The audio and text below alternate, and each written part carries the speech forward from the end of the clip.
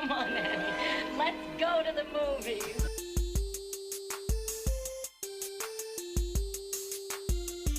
This is the Cinereelists, episode 555. My name is Kyle. My name is James. And we're here to talk about movies, movie lists, and movie obsession for the next hour or so. James, I've got some bad news and some good news for this week. Uh-oh. Well, What's the bad news, as people probably can tell, Zach is not here this week. That's true. Zach is not here. But the good news is Zach is here this week. Zach is here. Hey, guys. It's a little confusing because Zach's not here, but Zach is here. Right. So we don't have Zach, but thankfully Zach was able to step in for Zach. Yeah. So everything's Right. fine this week. That's Zach with two H's, so you can tell us apart. Zach, are you CH or CK? I'm CH. You're CH. Okay. And Yeah. James, do you want to introduce this Zach for people who might be a little confused right now? Sure. I mean, this Zach has been on the podcast. Not as He many has. times as other Zach has been on the podcast, but he's been on the podcast a few times. The last time was episode 526. Do you remember what we talked about then, Zach? It was Sonic 2, right? Yeah. Right. That was the last one. Sonic 2, and we also ran down our top 10 video games of all time. Yeah. Those I'm are- usually brought on when it's something like video game related. Right. Or in this case, music parody related. Right. Yeah, Yeah. I cover very niche topics. Don't worry. Well, I figure most of the video game ones you're probably going to see anyway, so it's pretty safe Yeah. to invite you on for those types of ones. But Absolutely. if there's some art house film or a classic foreign film you want to come on for, just let me know. I'm happy to have you on for those. All right. All right. That'd be different. Actually, Zach and sure. I, what movie did we watch up in Georgia? Playtime? Was it Playtime? Yeah. We watched Playtime. Yeah. We watched Jacques. What's the director's name for Playtime? Kyle, you know this. I forget. Is it the one who just passed away? No, That's I not don't think Godard. so. Okay, I'm gonna look this up. Jacques.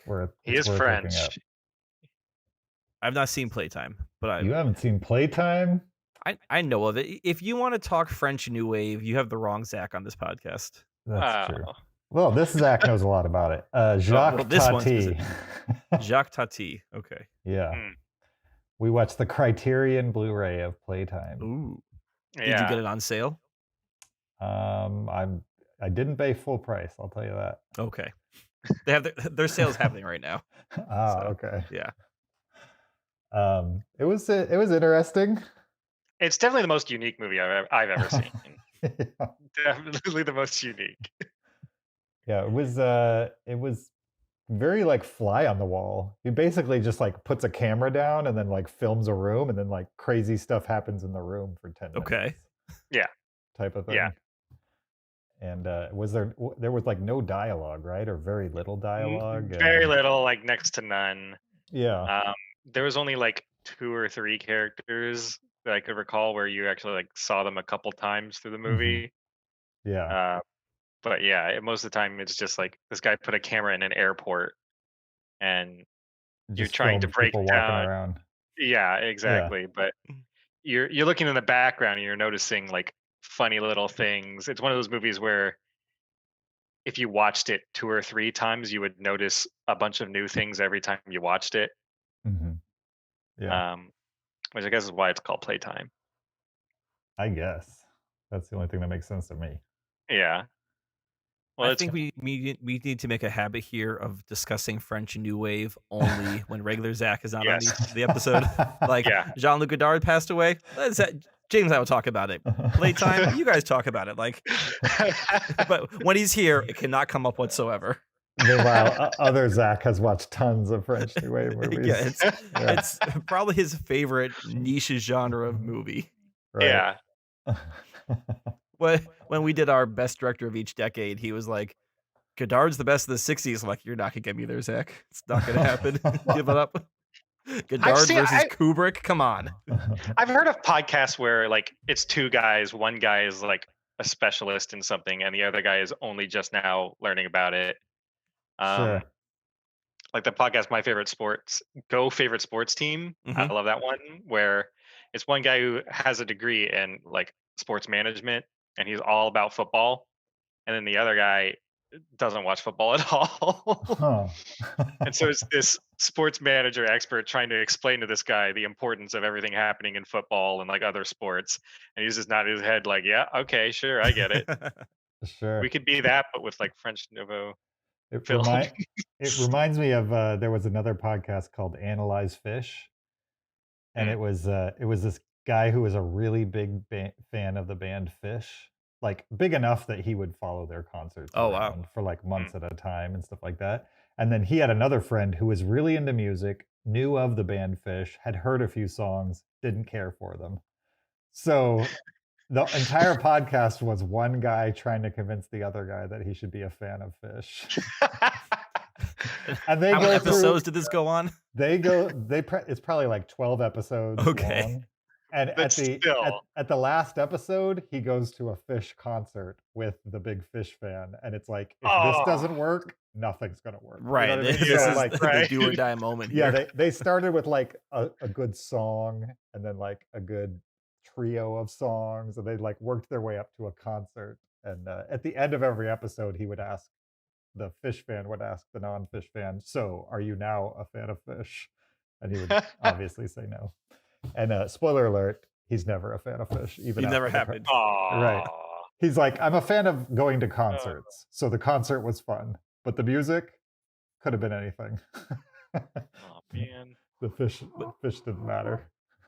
When I was in high school, there was a group of kids that would exchange Fish concert bootlegs on cassette tape. Sure. Okay. And just be like, oh man, you've got it. Like, we'll be at like not a party, we'll be hanging out or something. He like pop one in, like, oh man, you got to hear like Boston, May of 1998. This show is crazy. I'm like, all right, man. Like, it was cool. I like listening to it, but I couldn't tell you one show from the next. Sure. All right. That's wild. But welcome to the show, everybody, including New Zach. New Zach, are you other Zach, or is Zach other Zach? If we're going by age, I am technically newer. You are the newest Zach. I am the newest Zach. So Right. other Zach is technically old Zach. I like that, just because I like calling Zach old. You know, instead of calling this Zach new Zach, can we just have Zach and old Zach? I like Yeah. that. Okay. Yeah. All right. Let's without him being here, let's all agree to do that. Great. All right. So Zach and old Zach from this day forward. Perfect. Yeah, if you're a YouTube watcher, you'll notice that I'm also not in my usual room, and that's because I'm in New Jersey visiting my sister. So this is her guest bedroom, and it's been a good time here. Yesterday, I went to Red Bank, New Jersey, and visited Quick Stop gas station. It's not even a gas station. It's Quick Stop convenience store, which Zach, I don't know. Have you ever seen Clerks? The movie Clerks? You ever heard of the movie Clerks? I've heard of it. I've heard of it. I really want to see it. Sure. So Clerks was directed by Kevin Smith. You know that name, right? Yeah. His first movie, 1994 or 6 or something like that, mid 90s, and became like a sensation. I've probably seen it 7 or 8 times over my lifetime. So I guess that makes me a fan. That's a lot of times watching a movie, I would say. That's a lot. Yeah. So I went to the convenience store that's featured in Clerks, and it was kind of surreal. Right. Because it is a working convenience store, and me and my sister Amanda were the only 2 people that were there who wasn't there because it was a convenience store. Does that make sense? Yeah, you weren't there there to buy anything. There were other customers there that lived in the neighborhood who used that convenience store Who were just just because shopping. It's a convenience store. Okay. Yeah. There was Yeah. nobody in there who cared at all about Kevin Smith, I would say. Dang. Was there any signage like saying Clerks was filmed here, or like if you did not know that movie was filmed there and you walked in, was there any way to tell? Okay, so here's the wild thing: is the building itself is like half the convenience store, and then there's like a little thing in the middle thing. There's like a little rentable area in the middle that used to be the video store that you can see in the movie Clerks. And then the other half of the building, Kevin Smith bought and turned into a podcast theater. Okay? What? Oh. So when you look at the Okay. building, half the building has Kevin Smith's name all over it. And the other half just looks like typical convenience store strip mall building. Interesting. Okay. But once you walk into the convenience store, there is nothing that says Kevin Smith or Clerks on it. Really? It's literally just a convenience store inside there. It happens to have the exact same layout as Wow. all the Clerks movies. Yeah. So that's kind of Yeah. mind blowing. And when I walked in and I looked around, it was like an out of body experience because I've seen that setting many times, Yeah. including like many times over the course of him filming 3 movies over the course of 30 years or something like that. And so as we were picking sodas because we wanted to buy something because it felt weird to walk into this little tiny room convenience store and not buy anything, we were picking sodas and I was just like, this is so weird to be here right now to buy a soda in the Clerks set, essentially. What I consider a set, which is Yeah. actually just a convenience store. Yeah. Just a They filmed convenience it. store yeah. that you filmed at night. Yeah. And then there were like a couple people in front of me, and all that could go through my mind is, why are people acting so normal? You know what I mean? It was like a weird simulation I was in, or something like that, where like these people, somebody told them to come in here and act normal, when in reality, they were just being normal, and I Right, was yeah. being the weird one. Did you ask the clerk about the movie at all, or at that point were you too weirded out to like bring it up because So everything else was so normal? as he was checking me out, I asked him, did Kevin Smith buy the convenience store too, or just that side of the building? And he said, no, just that side of the building. That's literally what he said and how he said it. He's like, no, just that side of the building. All right, so And then I was you like, did not want to make conversation about and then I was this. like, Yeah. maybe- okay. And I took my soda and I left. I mean, wasn't the original movie made on like a shoestring budget? Oh, yeah. Really? So they probably got the film in that area super cheap. Maybe they the did. store owner just wasn't expecting the movie to be any kind of Absolutely. popular. They did it. Yeah. They filmed there for free because Kevin Smith worked there. Yeah, Ah, Yeah. Yeah. and they filmed at night, which is why there's a whole thing about like the doors won't open. That's what the whole yes we're open because they couldn't open the shutters and show us nighttime outside. So right. yeah, Right. So yeah, that was fun. I got a picture on the inside and a picture of the outside. So I get to check that one off the list. yeah. You sent us on Discord, and we should put these pictures on Instagram too. But you sent us a picture Absolutely. on Discord saying, "Guess where I am?" It was just a convenience store, and I was like, "A gas station."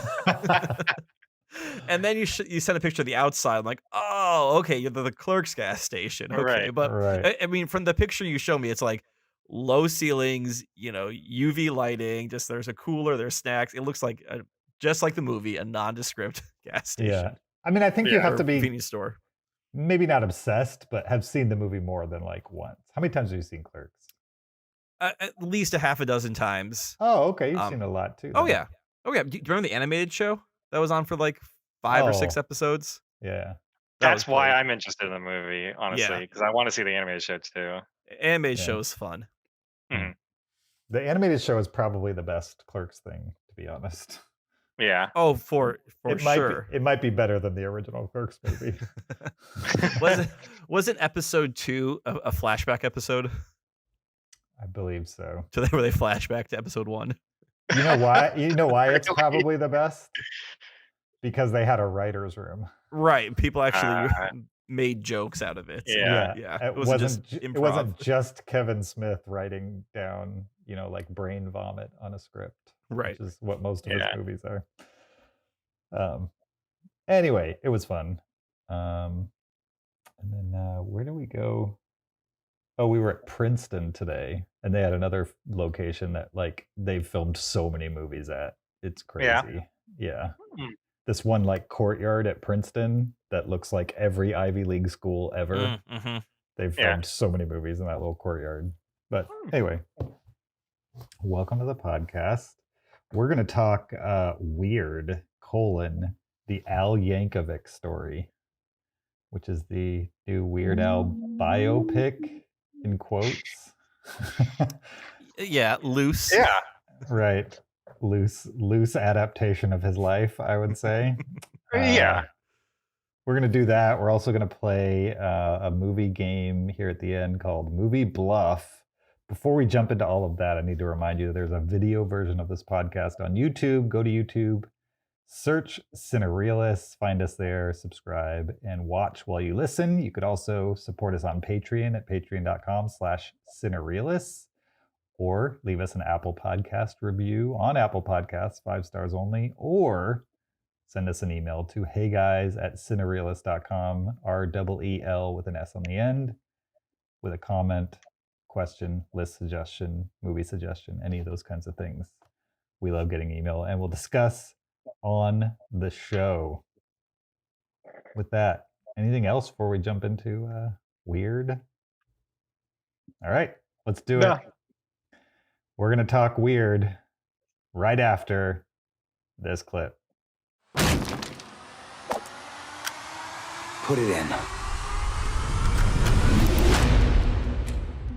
I'm tired of people thinking I'm some kind of joke. Your dad and I agreed it would be best if you just stop being who you are and doing the things you love.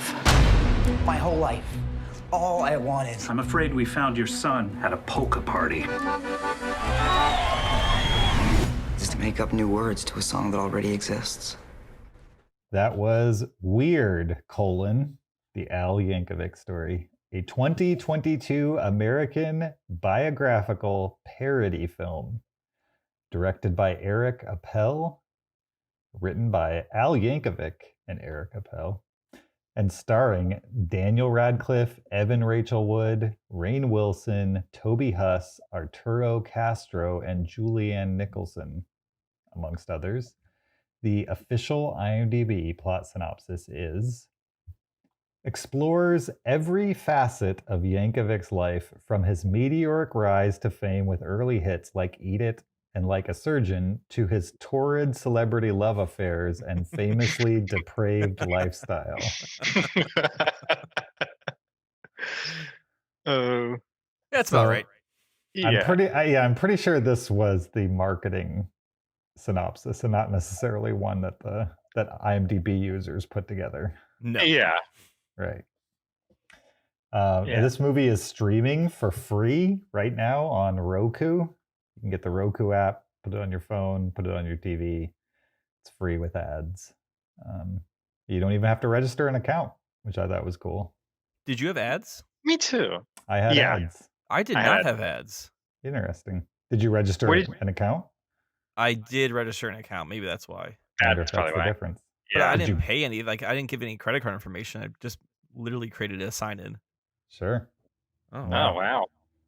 I have a Roku TV and I still haven't done that. Yeah, that's why I got ads. But You've never logged in, you mean?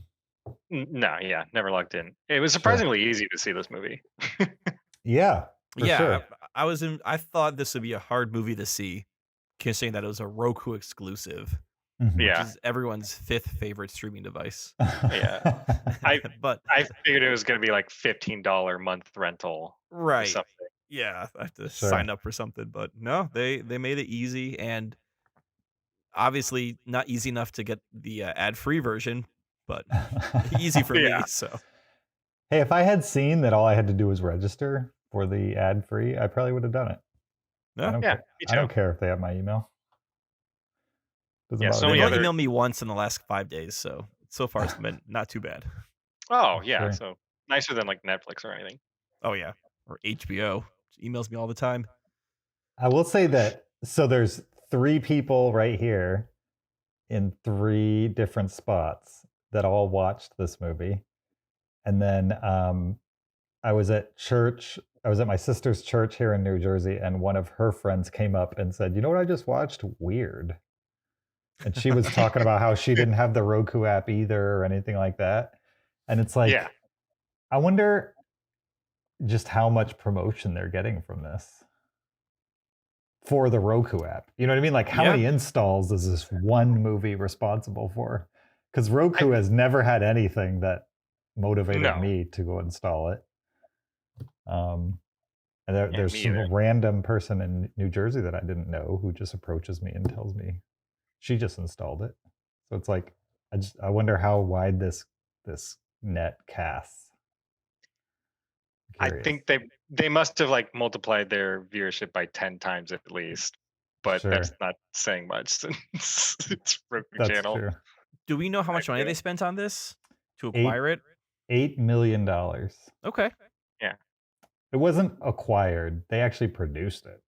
Oh, they did. Okay. Yeah. I thought this was this is also Funny or Die, correct? They produced it too. Yes. Okay. Right. Yeah. Okay. So. Which I didn't yeah. know Funny or Die produced movies either. They thought they were like a bygone comedy website from a decade ago. Not really. The guy that directed this is his first feature length Feature film. directorial. Yeah. And he directed a Funny or Die skit on their YouTube channel like 7 or 8 years ago that was titled the same as this movie, like Weird the Al Yankovic Story.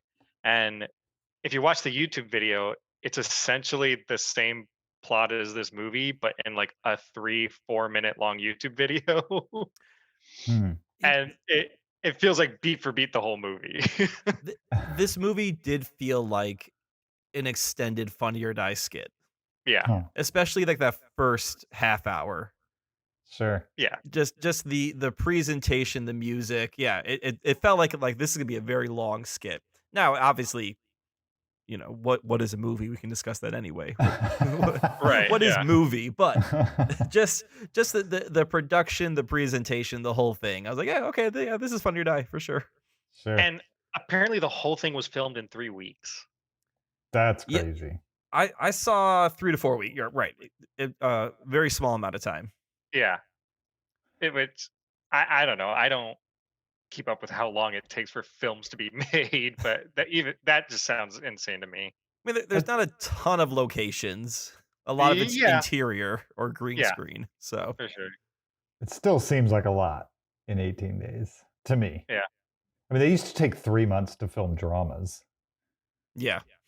Yeah. So, I mean, I know they shortened that quite a bit over the years, but feels like some things deserve a little more, room to breathe, room to play, I would say.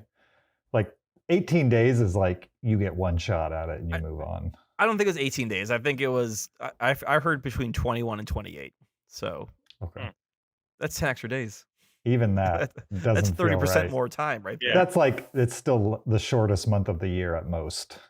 Maybe You know what I maybe mean? Eric Appel is like Clint Eastwood. He's like, one take, Eric. Like, all right, we got it. Sure. Move on. Okay, so are we going to assume that everybody knows who Weird Al is? Or should we set up what Weird Al is? But maybe we should set up what each of ours relationship with Weird Al is. That's good. Okay. And in the process, explain what he is. I think hopefully people will gleam by that point.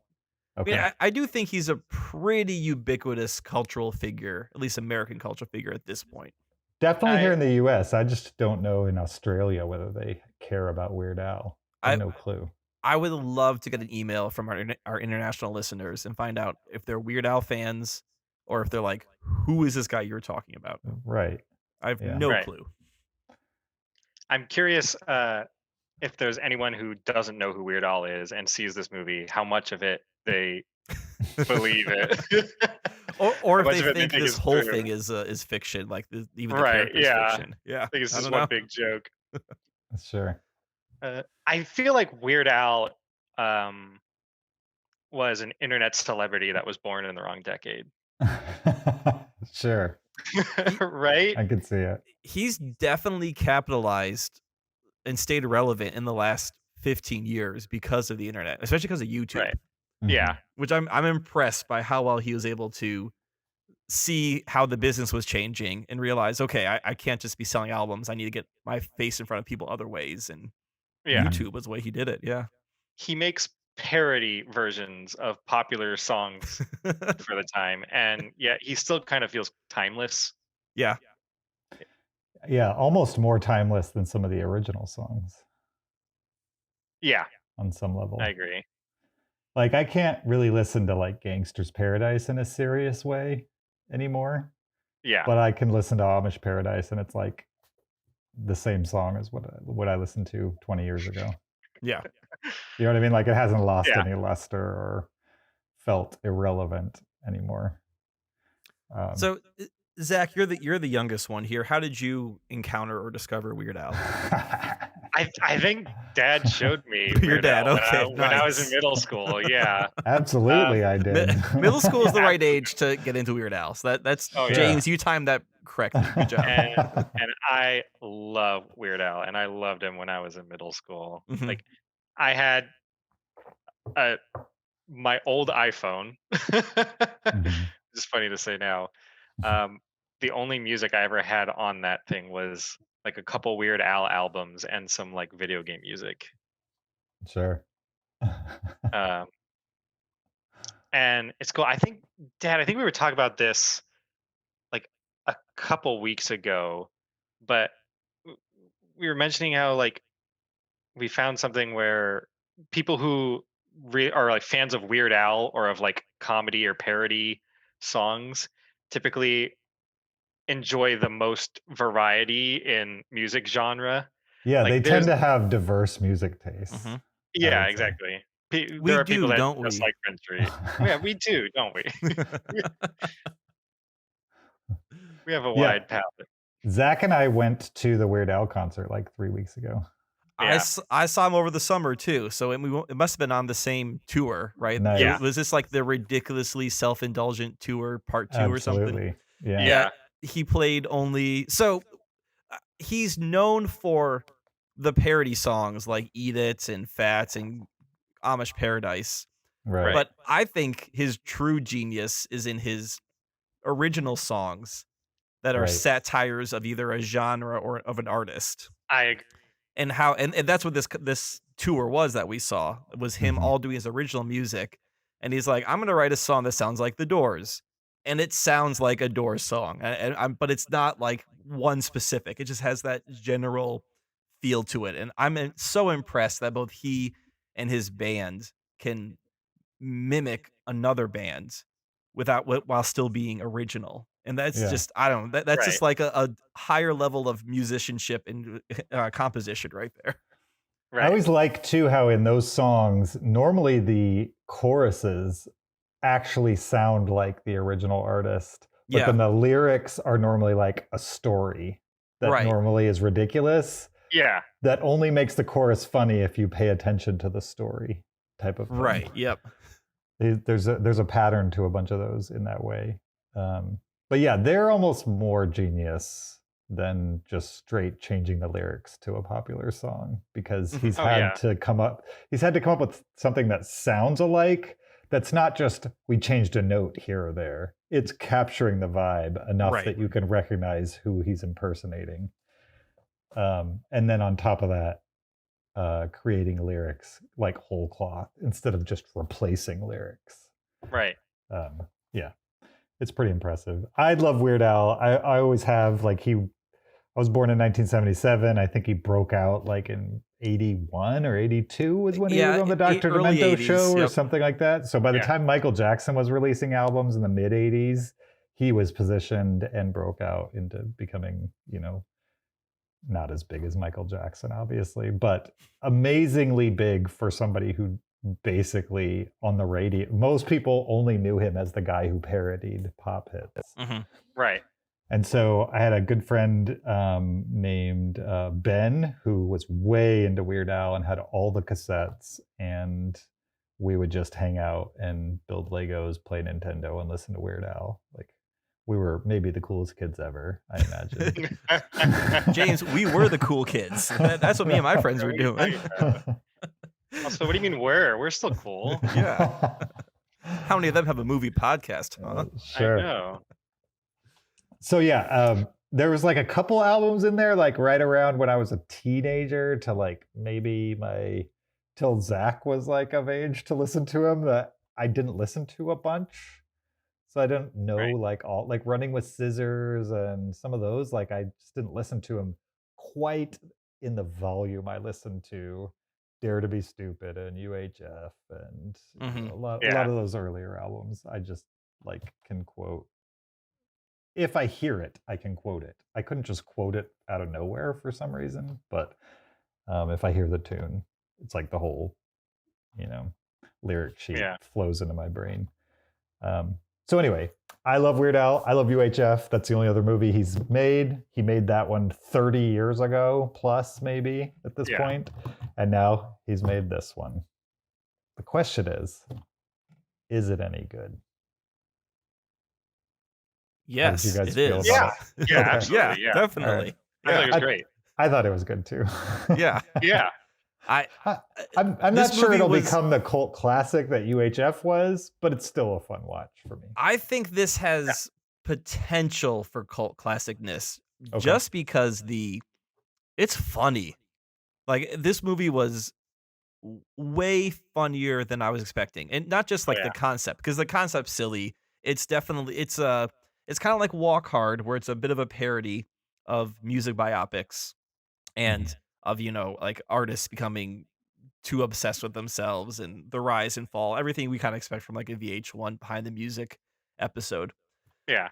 But then on top of that, it just has actual jokes throughout the movie. And you're both laughing at like the ridiculous of this parody, but then like these specific moments that just keep coming up throughout the movie.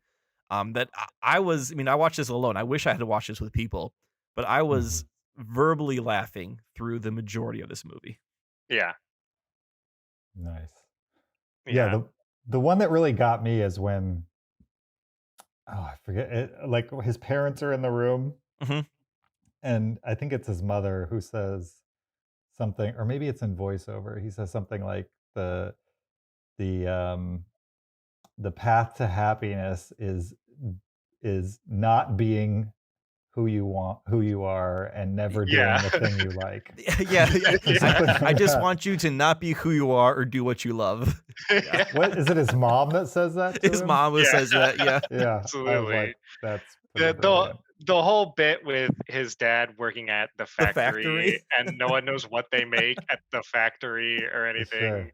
And you're only a man if you work in the factory is so funny.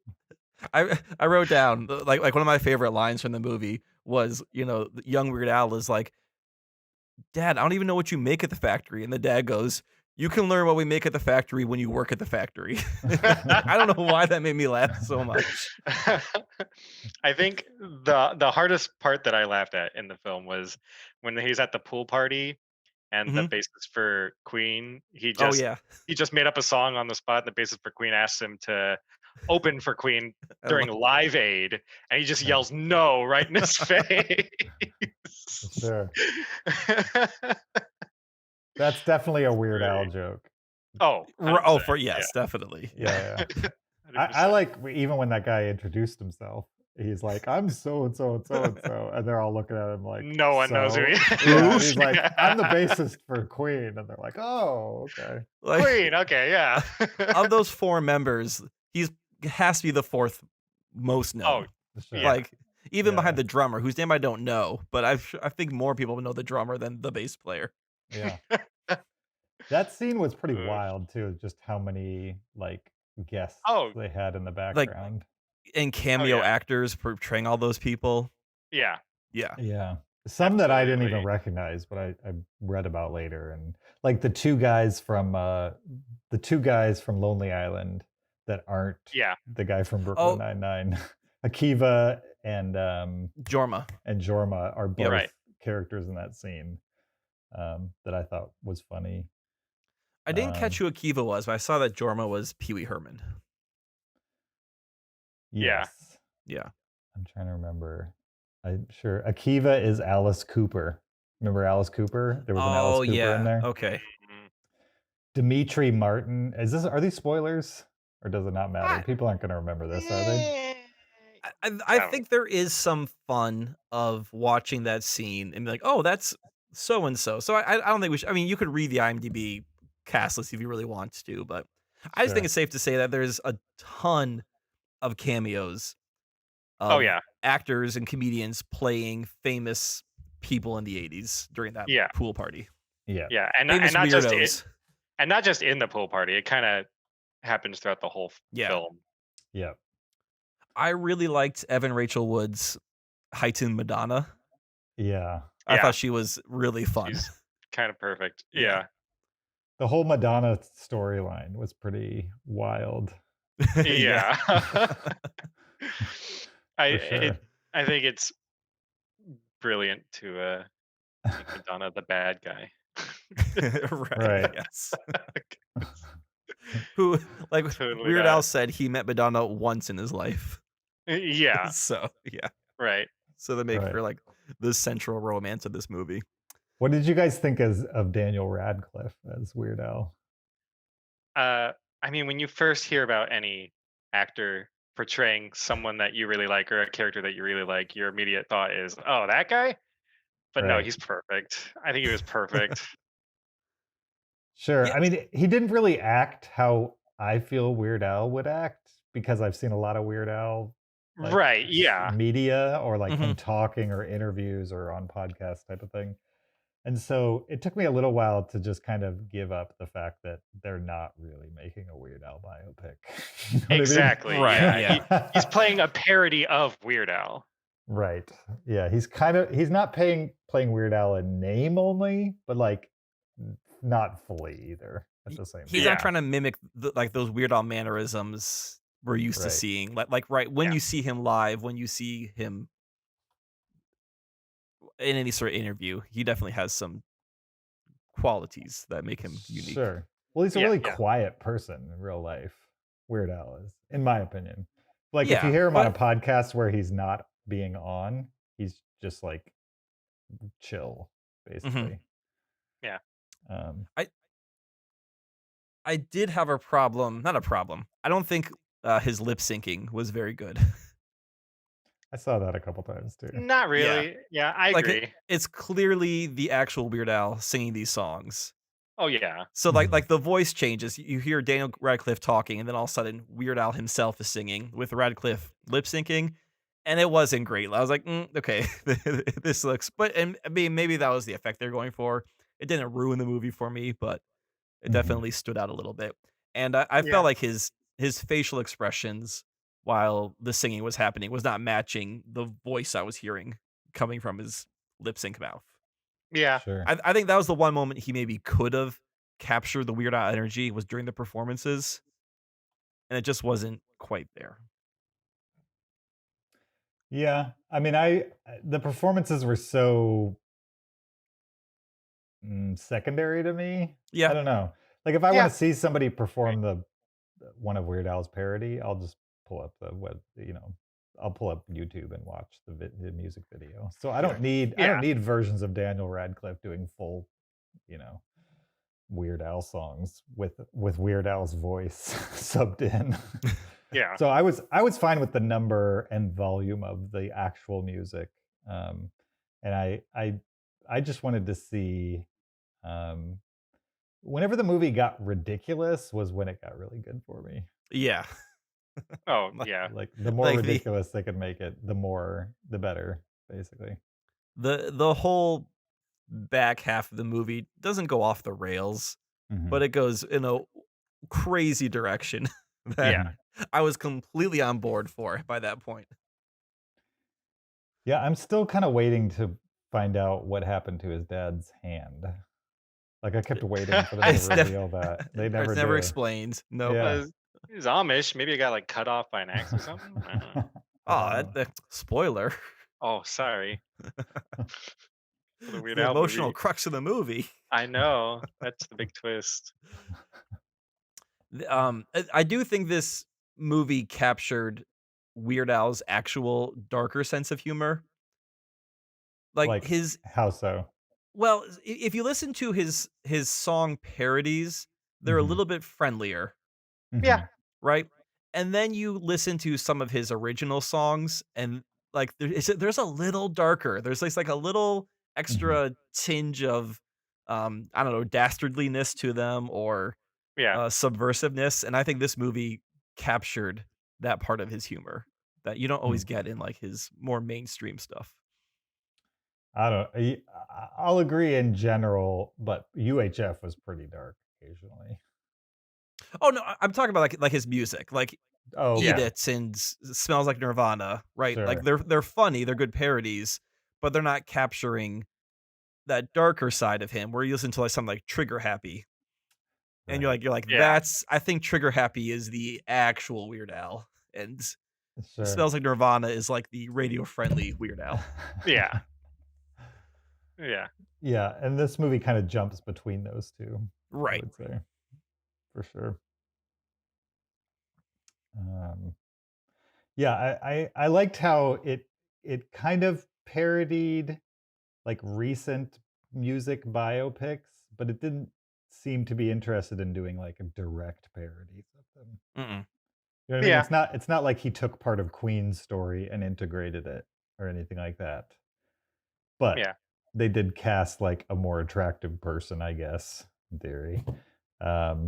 Gave him muscles that Weird Al probably doesn't have, and made him Radcliffe is shirtless through half the surprisingly movie. buff. Yeah. Yeah, And Weird Al kind of leaves for a perfect mold for a biopic parody movie. Because like sure. his whole career, like if you compare him to a lot of other music artists that get biopics made of them, other music artists don't really have the squeaky cleanest of lives. hmm But Weird Al has had a very clean track record, you Yeah. know? That's why it is funny when Weird Al, you know, gets drunk and Sure. argues with his bandmates, or, you know, the tropey parts of a biopic are Mhm. present in this movie, but it's played for laughs and it works great because it is Weird Al. Right, because if you know anything about Weird Al, you know that like he doesn't drink and he's like very straight laced and nice to Right. everybody. There's Yeah. like no stories from his band about him being a jerk or even No. like a fan. I dare you to find one fan that has ever claimed that Weird Al's been a jerk to them. Yeah. Oh, I'm sure there was one time where like Weird Al, he was in a bad mood, it was late at nights, and some fans like, "Hey Al," he's like, "Go away," you know. But he I'm doesn't not have a saying reputation. Yeah, I'm not saying it's never happened. It just Yeah. he has no reputation for anything like that for sure.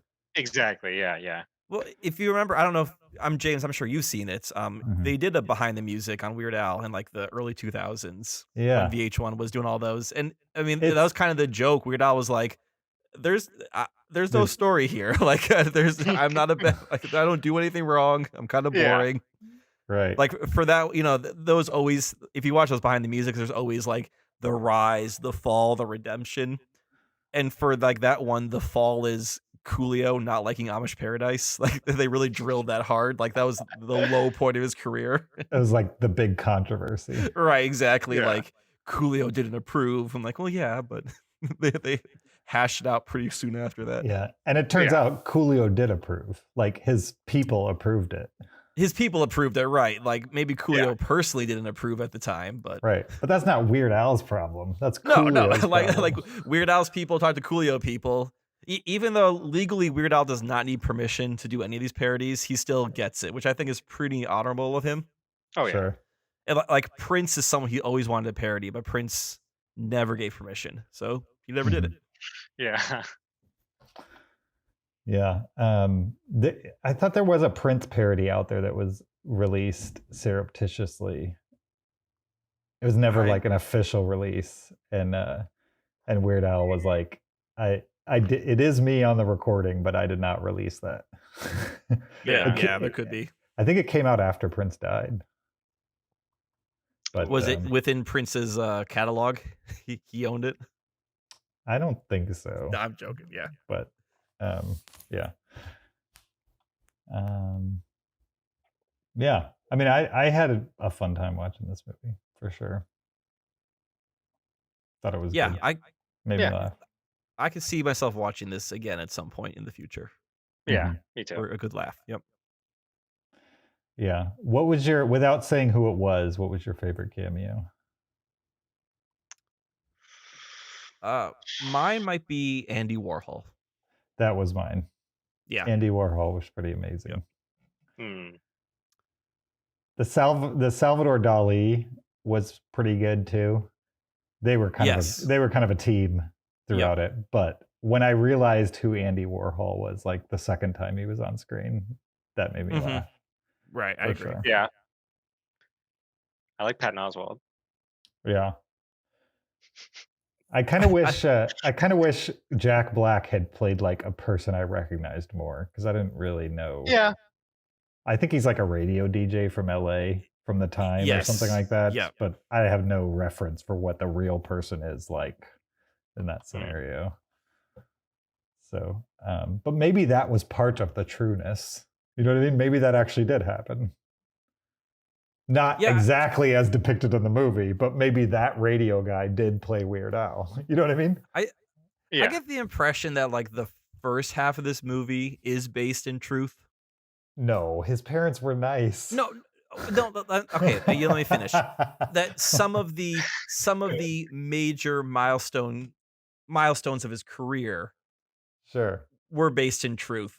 Obviously, the circumstances surrounding it were played up right, because his parents were super chill. But like, he did buy an accordion from a traveling salesman. That part's true. Yeah, that part's true. Yeah. Yes. But he didn't have to hide it from his father. No, he had to hide it from his parents. Accordion closet. No, that I knew, but I'm just saying, like, they used his actual biopic for the first half for the major points, and then second half they just, went off book. Yeah. Yeah. I agree. I think the second half it loses the thread for sure. Yeah, but not in a bad way. It's just it's a different movie in the second half than the first half. Mm-hmm. Yeah, and I think the second half ends with a good capstone. The very end of the movie ends. Really, like during the credits. Just before, but also during the credits. Yeah. Ends perfectly for a Weird Al movie. Yep. What did you guys think of Rainn Wilson? I thought he was great. Pimento? I thought it was Bill Hader the whole time. Really? Then I just realized that Rainn Wilson is my poor man's Bill Hader. Yeah. Oh, that's right. Kyle has never seen The Office, nor will he watch The Office. Yeah, it's a lot of Office to watch. But...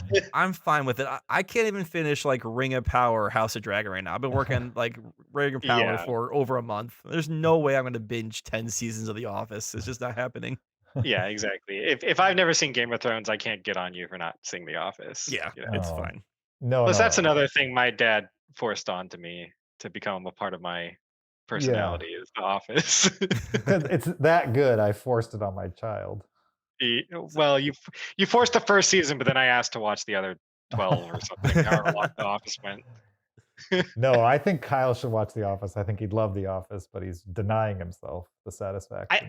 I think at least the first season. You get it. Is there? I think the first and the second. We've got into this. The second. Oh gosh, we're getting into it. Yeah. Right. No, every time The Office comes up, is there a possibility I like The Office? Sure. Do I care enough to make an effort for The Office? No. And is there other things I'd rather watch? Yeah. So I'm not gonna watch The Office. There's other things you'd rather watch because you've never watched The Office. If you watched a little bit of The Office, you'd be like, all those other things don't matter. Yeah. This is now what I'm watching. All media matters not to me. Sorry, guys. Couldn't watch the movie of the week. Was watching season 4 of The Office. Do you guys remember at the beginning of this episode we were talking about that One Fish podcast? Yeah. Just want to throw that back. Should we do an Office? Just went through that again. You guys see the 10? That could be a side podcast we do, James, where you have 10 episodes to convince me to like The Office. Oh, I don't think it'll take 10. I think it'll take a few, and you'd be like, okay, yes, everything you told me about it is true. No, episode 10 has to culminate in me meeting Steve Carell in person that you set up, and then I can decide whether I like the show or not. Sure. That'll happen. Yeah, for sure. The other thing that I wish was in the movie that wasn't, it's not a big deal for sure at all, but I kind of wish there was more of the songs. Like they kind of only touch on like 3 or 4 of the very early hits. Yeah. Yeah. And then that was it. Which is fine. I agree. He released an album along with this movie where it's kind of, the cinematic versions of all these songs. It's almost like it's like he remade a couple of his most I'm famous sure he did. songs. Yep. Mm-hmm. Yeah, and it sounds great, but it's definitely like, it's missing some it's got some weird ones missing for Mhm. sure. But I also think that the couple that they did pick were really good picks. Sure. Like there's a couple that everyone knows, and there's some where like maybe Weird Al fans know, but maybe not someone who doesn't know anything about Weird Al would know. Mhm. Who, uh, someone who isn't a Weird Al fan probably has no idea that he did My Bologna. Mhm. No, so Sure. Or that there was ever a parody of My Sharona. Yeah, right, that's yeah, an early Yeah, one like he did. I don't yeah. remember if that was That was the ever first one he did. played on. Yeah, but I don't think it was ever played on like top 40 radio.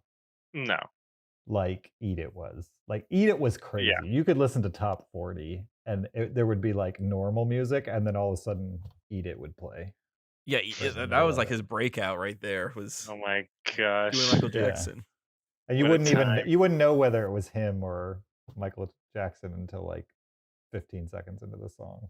until So the you vocals heard kick in. voices. Yeah, until the Yeah. vocals kicked in.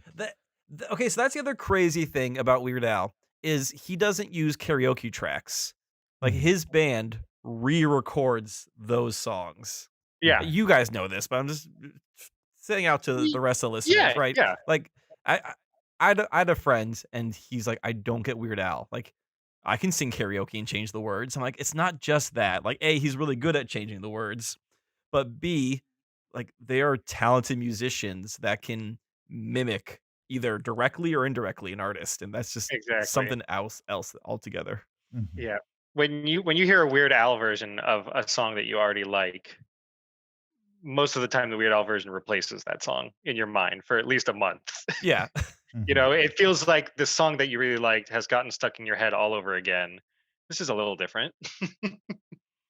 Like Yeah, I'm not a it's huge almost fan like of go ahead. oh, I said I'm not a huge fan of Miley Cyrus's Party in the USA, Uh-huh. but I Yeah. love Weird Al's Party at the CIA. Exactly. I love that song. Exactly. Yeah, it's almost like when he sits down to write, he's like, okay, I want to make it funny, but I also want to make my lyrics more catchy than even the originals Right, yeah. Yeah. type of thing. Yeah, he's great. I love Weird Al. He's one of like when I was a kid, there was kid to teenager, there was like a couple of people that I really loved, and most of them have not had too many scandals. And Weird Al is one of them that Mhm. I'm like, all right, they're not all winners that you pick when you're a kid. You know what I mean? You grow up, you learn more about these people, and you're like, oh, he was turned out to be a scumbag, actually. But Oh, Weird Al is one of those yeah. guys where you're just like, hey, this was a good guy back when I liked him, and he's a good guy now, 30 Mhm. years later. And it kind of makes you feel good about being a fan, I Yeah. would say. So, anything else with weird we're missing? Oh, I loved how they dealt with Michael Jackson. I was Oh, Yeah, I was curious to know how they're gonna deal with that because Weird Al himself has talked recently about he doesn't feel comfortable performing his Michael Jackson parodies anymore Right. just because of all the baggage around Michael Jackson yeah. Well, I think he doesn't like that, and he also doesn't like that they're both like about people who have extra weight. And and he's like, eating and yeah, yeah. he's Yeah. kind of like, it's not that people who go to his concerts are going to be upset because they like Weird Al, but Yeah. at the same time, it's kind of like the combination of those two things. he's just kind Yeah. of not When- feeling it anymore. When Yeah. I don't know if he did this when you guys saw him live. When I saw him live, he played Albuquerque. Yeah. Mhm. And in Yep, he did. Albuquerque, did the whole like hermaphrodite bit where he Yes. like Yeah, he he- said the word hermaphrodite, he stopped the song. He's like, look, when I wrote this song back in 1999, hermaphrodite was an acceptable term. Like he Yeah. does like a little like Maya Cole for using that, and then goes back into the song. Yeah. Right. Yeah. Yeah. Definitely. When I'm curious to know this, Kyle, when he did yours, did he list off like a million donuts in the middle of the show?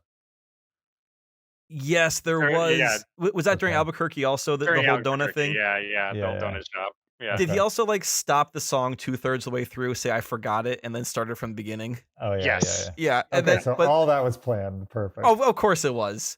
Oh, And yeah. then but it was hard to tell. Well, Or maybe I'm just gullible. I don't know, but I couldn't tell. I figured it was a bit of like, oh, I forgot when you start again. But then, like, I thought he'd like do it for 30 seconds and then jump back in. And he did like another third of the song before he's like, okay, I remember my spot now. And then went back to that spot. I thought that was a commitment to the joke is I'm going to make these people Yeah. think I'm actually going to replay this 12-minute song all over again. Mhm. Yeah. The last thing about the concert, for like the encore, did he and his bands do some weird like 5-minute chant on stage? Yeah, this weird acapella. Yeah, Oh, wasn't great. that Strange like noises. I Yeah. I was digging it. I think I was the whole time my mouth was open like what am I watching? Because it's just like Yeah. for 5 minutes they're like chanting and dancing and doing this right all these vocal sounds. I was in a trance. mesmerized by that. Yeah, For sure. exactly. Like at that point he could have like led the entire audience out of the theater following them and we would have been like, sure, where are we going? Yeah. Yeah, Yeah.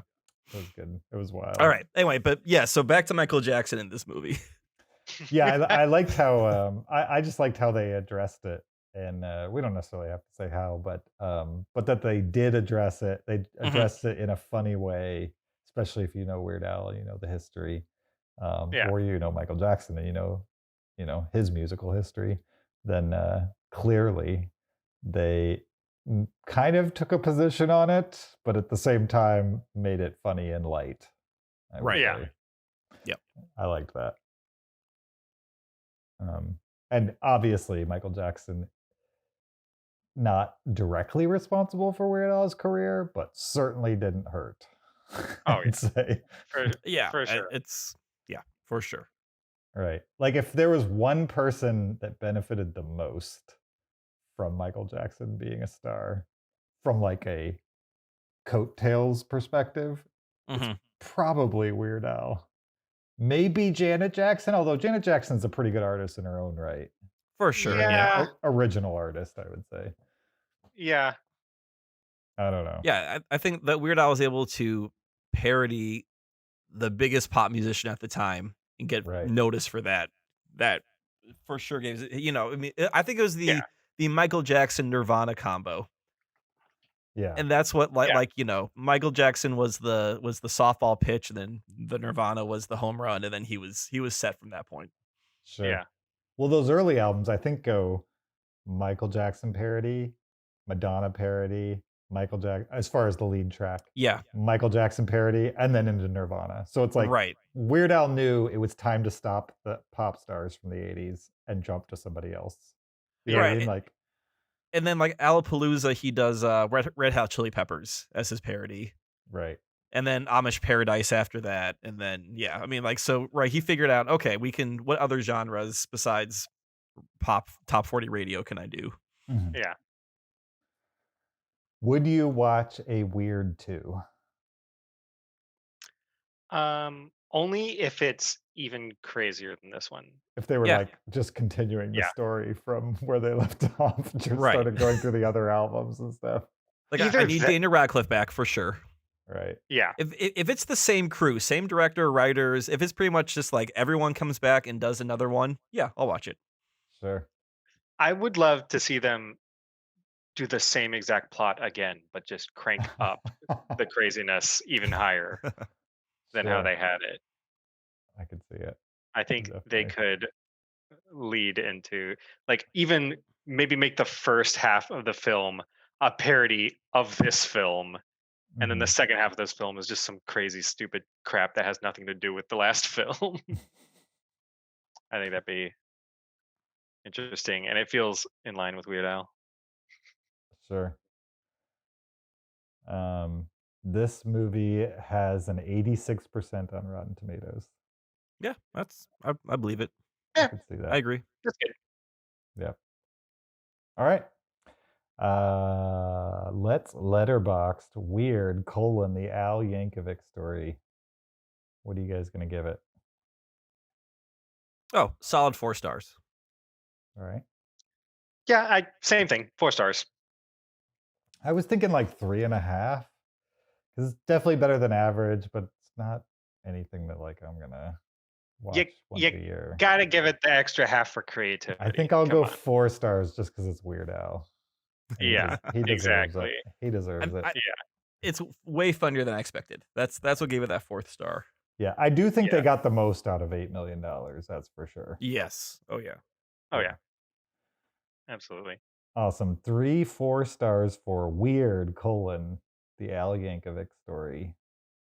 Now we're going to play kind of a related movie game. Let's just say that Weird plays a little fast and loose with the facts.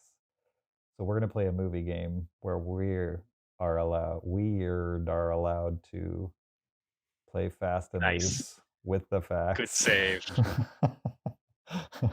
This is a classic Cinereelists game we've been playing since very early days, called Movie Bluff. This game plays very similar to the schoolyard game Two Truths and a Lie, where in that game you just make up a lie and then tell 2 truths, and the other players have to guess which one is a lie. In this game, we name 3 movies, 2 of which we've seen, 1 of which we haven't, and we have to convince the other players that we've seen all 3 of these movies, because of course we've seen all 3 of these movies. So we're gonna kind of go round robin. Somebody's gonna be the movie bluffer, and the other 2 are going to grill them about the movies and see if they can suss out the bluff rather. Any questions? No. I've played this before on a podcast. This is my favorite game to play on a podcast because, Dad, you know everything about me, and Kyle, I think the only truth you know about me is that I'm James's son. So, And I that's all trust. I have no idea if it's true or not. right? Yeah. You're 2 very truths and a gullible. lie, not the son. All right. I totally forgot that when Zach's on the podcast, I can call you Daddy, James. Oh, that's right. I forgot about that. Yeah. When Zach? Oh, when we established this last time. Yes, you are when Daddy new now. Zach is on the podcast. When new Zach's on the podcast. Yeah. You can't call me Daddy ever. That's weird. Okay, Daddy. You're not allowed. Stop. Okay. Who wants to go first? How about I'll go first. You guys try to guess which. Okay. Which one maybe I'm not telling the truth on. Although I've seen all 3 of these movies, so good luck finding one I haven't seen. Good luck, because I've seen all 3 of them. I have definitely seen all 3 of the movies I'm about to name, including a movie that I love that I saw recently titled Cruella. I love Cruella. Great movie. Okay. Kyle, you better not be searching my letterbox. No, I'm going to Letterboxd so I can look at the movie, but I'm not going to look down to see who's seen it. Oh, don't look in are we who's allowed to seen look it. at? Are we allowed to look at like IMDb or Letterboxd? You're not allowed to as the person answering questions, but if you're asking the questions, you can go look. No, Okay. I'm not going to scroll down to be like, did James actually check this? So well, you know, I don't even need to really because I've seen Cruella too. Okay. Well, we've both seen it, so this won't be a problem for us. Exactly. Another movie that I've seen, that I've definitely seen, is a movie called Space Jam: A New Legacy. Fairly new release. I've seen that movie. It's awesome. Well, not awesome, but it exists. Also, Cinema darling of last another movie that exists that I've seen is The Tomorrow War, which everybody's seen, including me. So I decided that I would put it on this list so we could talk about it. Yeah. Okay. All right. So yeah, I've definitely seen those 3 movies. If you guys want to ask me about them, I'll try to answer you as honestly as I can, as far as what I remember about all 3 of these movies that I've definitely seen. And that's where we're at. Okay. All right. I have a question. Okay. What was your favorite cameo of those 3 in Space Jam: A New Legacy? What was in your Space favorite? Jam? Yeah, my favorite cameo? Yeah. It's been a while since I've seen him, but in the crowd at one point, there's a lot of cameos in the crowd. And I liked all the movie references they had in the crowd. I don't know if you'd consider those cameos, but like they've got the guys from Clockwork Orange in the crowd. That was great. The Ghostbusters were in the crowd. That was awesome. There's a couple others, but yeah, I like the cameos in the crowd. Okay. All right. So LeBron James is in this movie, correct? He is. In Space Jam: New Legacy. Oh, right, he is. Yes, Are you telling me or asking me? he is. Okay. Yeah, it's the GOAT. What other humans are in this, like not non-animated characters? What other humans are in this movie? I don't remember any other than him. You don't remember any other humans in Space Jam: New Legacy? You mean like as far as main characters? Just in general. Yeah. I don't remember. Okay. I don't remember. You know what? It is Space Jam. That's fine. That's you. That's fine. You don't have to know that. It's all about the Looney Tunes. I don't care about the human characters. Who watches a Looney Tunes movie and cares more about anything other than the basketball player that's in it and the Looney Tunes? And the Looney Tunes. Yeah. That's the only reason to watch any of these movies, I would say. What's sort of the? It's been a while since I've seen A New Legacy. What's kind of the big conflict of the movie? Like obviously they're cartoons playing basketball, but why are they playing basketball, or who are they playing against? They're playing against the Monstars. The Monstars? Yeah. Okay. Okay. And why are they playing the Monstars again? I think it's like the same reason as from the first movie, roughly. I don't really remember exactly why they're playing in the first movie. Okay. Okay. Save the planet type of thing, from what I remembered. I don't know. You also don't watch these movies for the plot, so. That's true. That's true. Can I ask, why did you watch Cruella? Like, what was your biggest enticement into watching that movie? Why did I watch Cruella? Yeah, what was the thing you were looking forward to in watching Cruella? Why do I watch anything, Zach? That's true. I mean, okay, I'll tell you why I watch Cruella. Yeah. One, I heard it's better than you think it is. Okay. Two, it has like an emo aesthetic to it. Like they took the Cruella character and kind of made her emo in a weird way. Right. And three, I'm pretty sure it stars Emma Stone, and I like Emma Stone in general. And so I thought it might be an interesting version. It might be an interesting seeing Emma Stone in this type of movie is not something she would typically do. And so I was interested on that level. Yeah. Can you tell us about the setting of Cruella? City? The setting. A city? It was kind of Burton-esque, like a Burton city. A city. Yeah. Like a Burton city. Would it seem like a specific city or just a city? I don't remember a specific city. Okay. What about like an era? Like, did it feel? Yeah, it's not modern times. It's like Victorian or Victorian. Maybe early 1900s type Okay. of thing. I don't know if that's Victorian, but you know, there were cars, but like Model T style cars. Okay. Is Cruella your favorite Disney villain? Now that you've seen this movie? No. No? Not at all? Who is? I'm curious. Well, I mean, I don't understand the movies where they take villains and try to make them the heroes. It doesn't make sense to me. So there probably wouldn't be any of those types of movies where I would say they're my favorite villains. I really like Jafar in Aladdin. Yeah. He's pretty great in multiple ways. And I like Ursula in what's that movie with the crab? Little Mermaid. The Little Mermaid. Yeah. And the Jamaican lobster. Little Mermaid is great. Sebastian. Yeah. But like Ursula in general is great. And I don't know. I could list more, but why? Does Emma Stone's character go by any other names besides Cruella in this movie? I don't recall. I So don't think they she's- call her Cruella. I think she goes by another name, but I couldn't tell you what that name is. But I don't think people walk around calling her Cruella, Okay. Yeah. from what I remember. But that might not be true.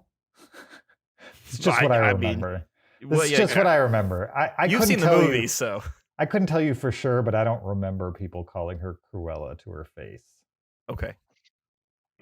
But maybe they do, and I just don't remember it. Anything What else is you guys want to ask me?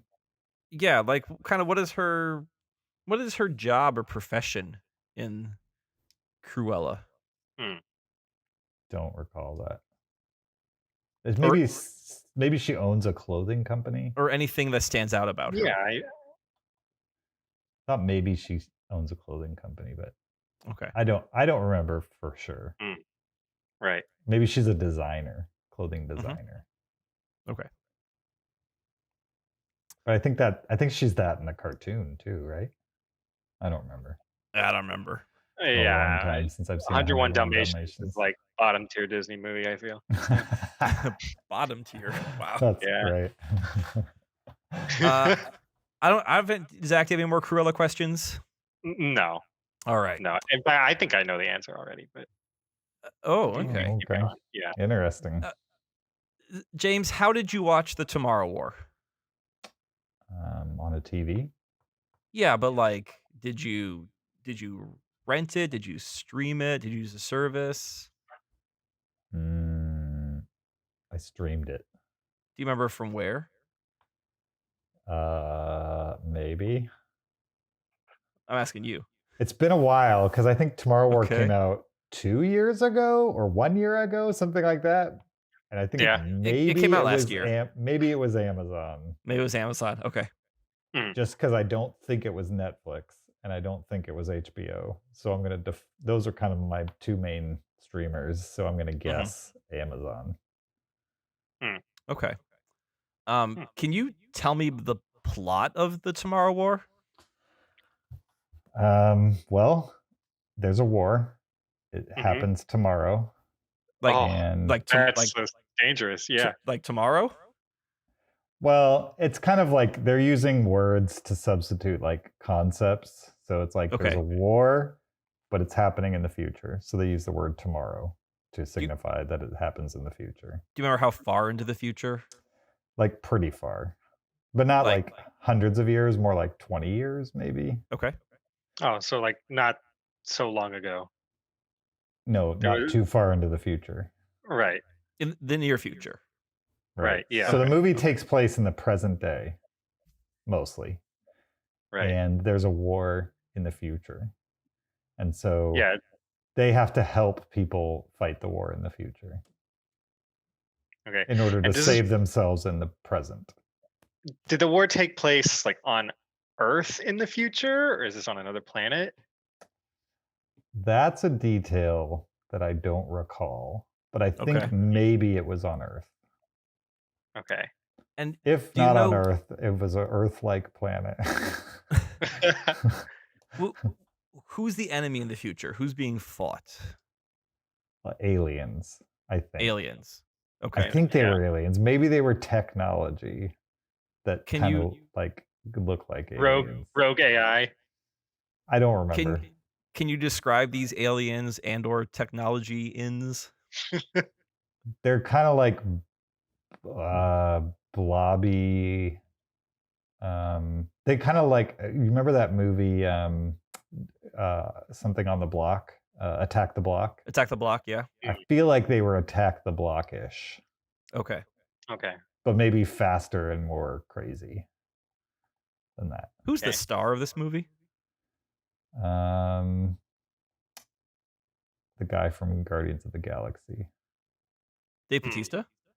The Chris Pratt. Chris Pratt. Oh, Chris Pratt. Okay. Oh, okay. that's right. Okay. Yeah. Okay. Yeah. That guy. Okay. Yeah. Yep. Okay. And then so does Chris Pratt go to the future, or is he from the future? I don't think he goes to does he go to the future? Does he go to tomorrow? I think he does go to the future. Okay. He's not from the future. He might be from the future. Okay. I don't remember if he's from the future or goes to the future. Okay. There's a lot of going to the future in this movie, though. And not a lot of coming back from the future. Right? You've seen the movie. We've both seen it. Oh, yeah. I've definitely seen it. Question. Go ahead. Does The Day After Tomorrow depict the aftermath of this war? No. They're unrelated. No, it's not a prequel to The Day After Tomorrow. No. That would be great though. If it was what do they call it? The Tomorrow War and The Day After Tomorrow. Yeah. It's like a sequel. That's a Lego prequel in this case, though. Yeah. You saw what happened The Day After Tomorrow. Now find out what happens tomorrow.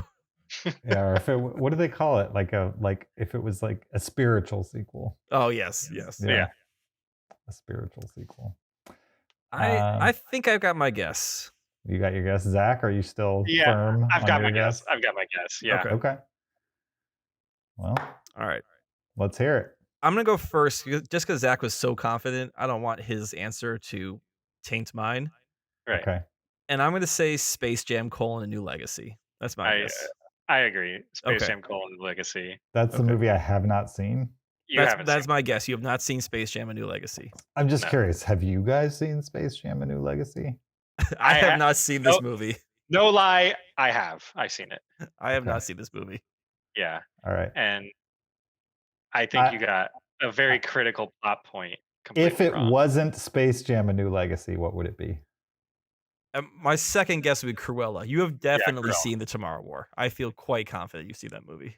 I feel like you've seen Tomorrow War, but it was such a forgettable film that it makes sense that you wouldn't remember a lot of details about it. Well, I will tell you that I've definitely 100% seen The Tomorrow War. So you're right there. All right. Yeah. Okay.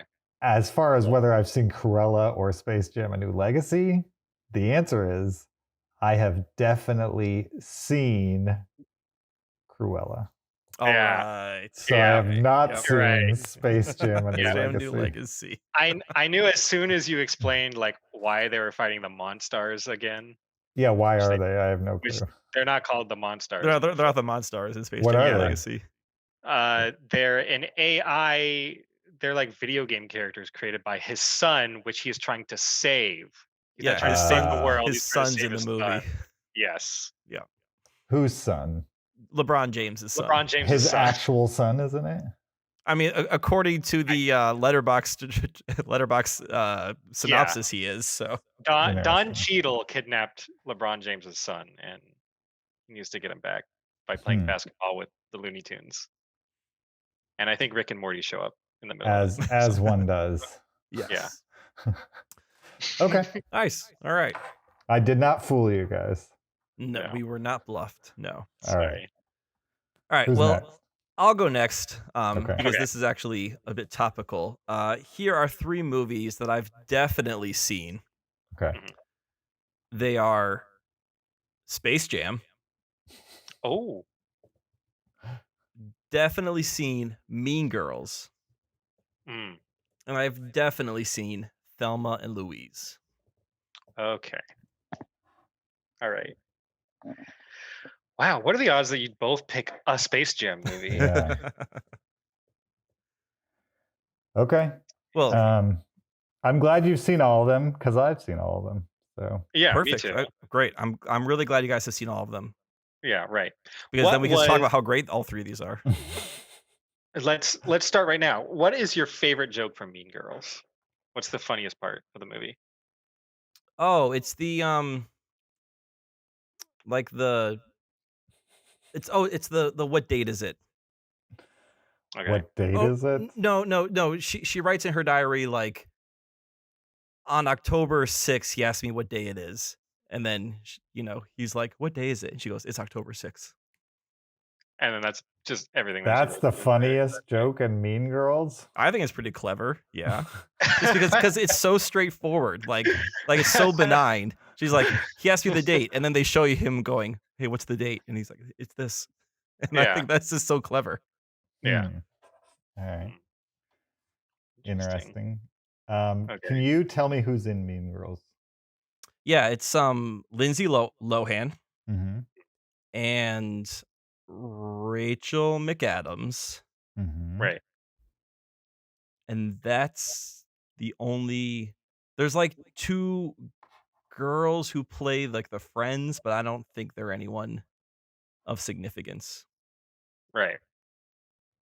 You don't Do think you- they're of significance? That's No, kind of like harsh. I don't think they're known actresses at the level of like Lindsay Lohan or Rachel McAdams. Yeah.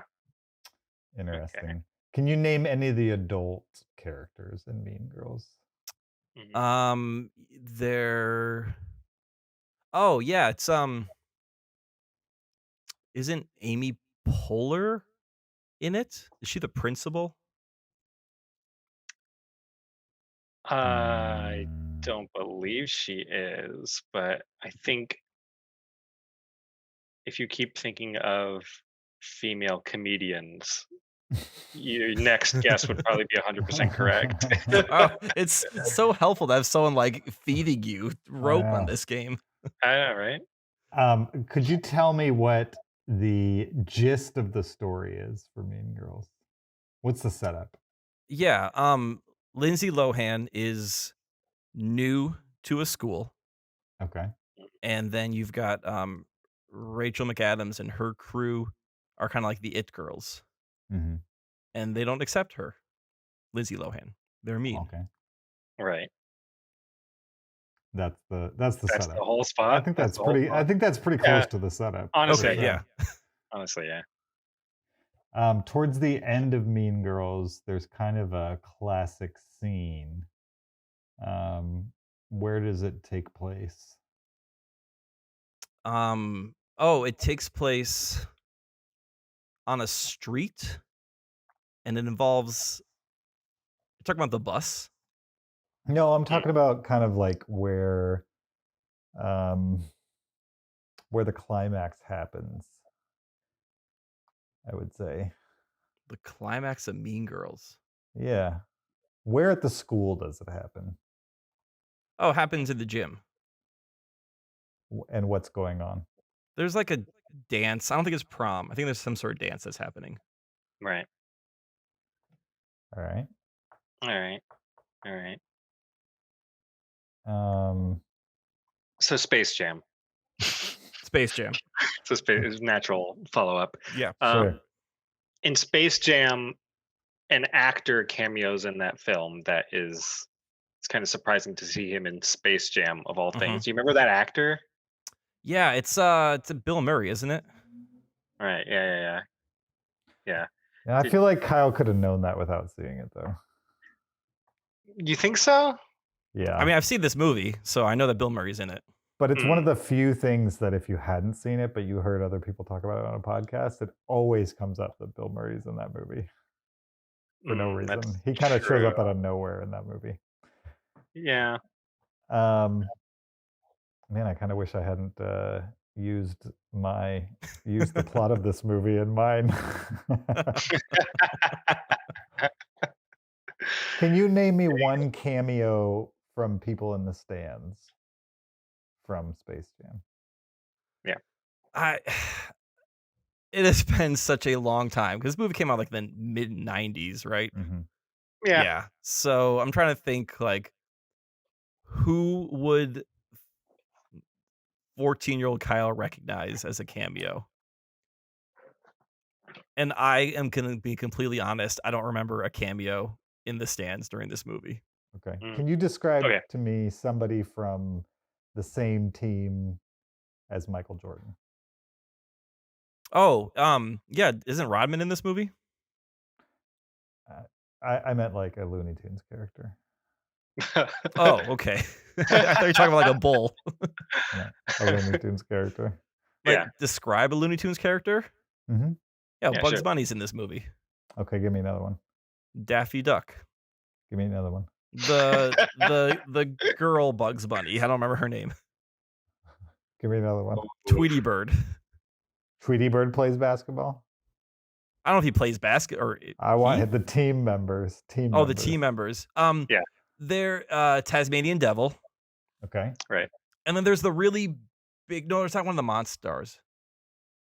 Isn't there? I don't remember. There's a Looney Tunes character from like the traditional. It's like a big blob of hair, like a big triangle of hair with arms.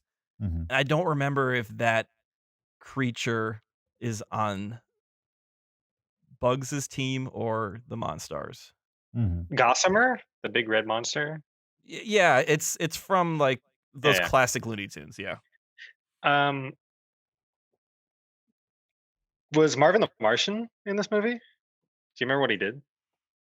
I believe he played on the basketball team. He played on the team. Okay. Yeah. Or is he the bad guy? That's a fair question. Who was the bad guy? Oh my goodness, was it Marvin who like kidnapped them and brought them? Because they're even though it's called Space Jam, like they're not in space. They're not. All right. Yeah, I thought they're like at the center of the Earth or something like that. It's weird They're at the center of the earth. or something like that. Yeah, Are you sure about that? in like an alternate dimension or something. Yeah, it's been a long time. There's a bunch of basketball players that cameo in this movie. Can you Yeah. name me a couple of them?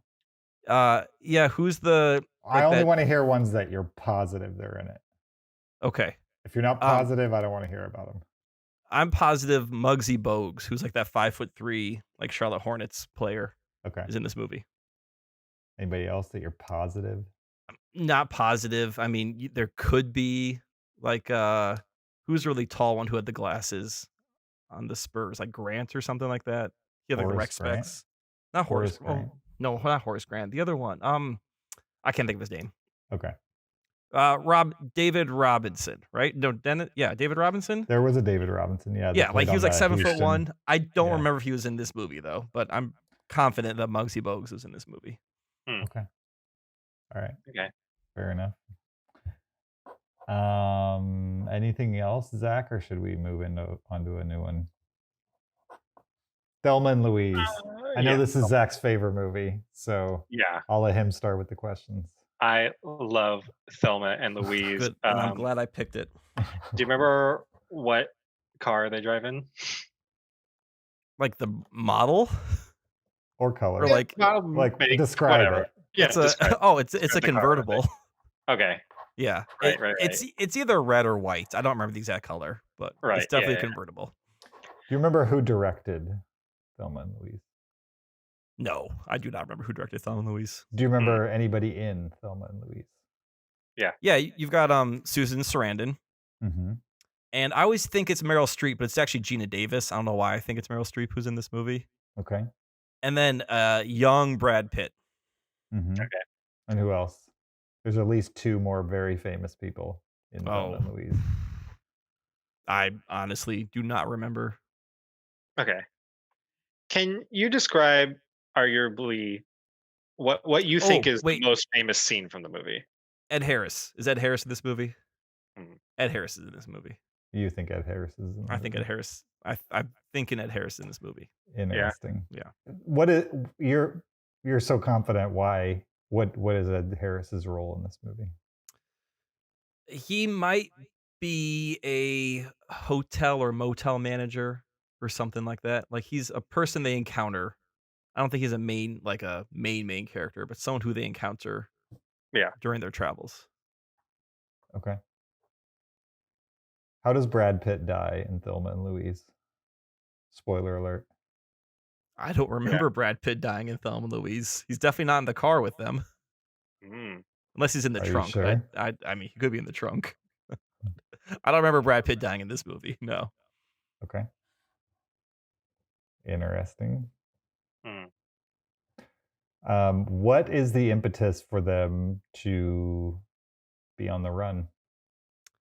They are running from men. I'm not sure if they're boyfriends or husbands, but they are getting away from bad relationships.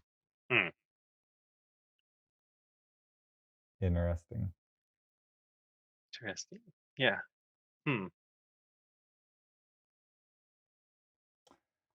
I got nothing else. I think I have an answer. I think I have more questions about this movie. Please. Thelma and Louise. Which I'd love to one's talk about this movie. Thelma and which one's Louise? You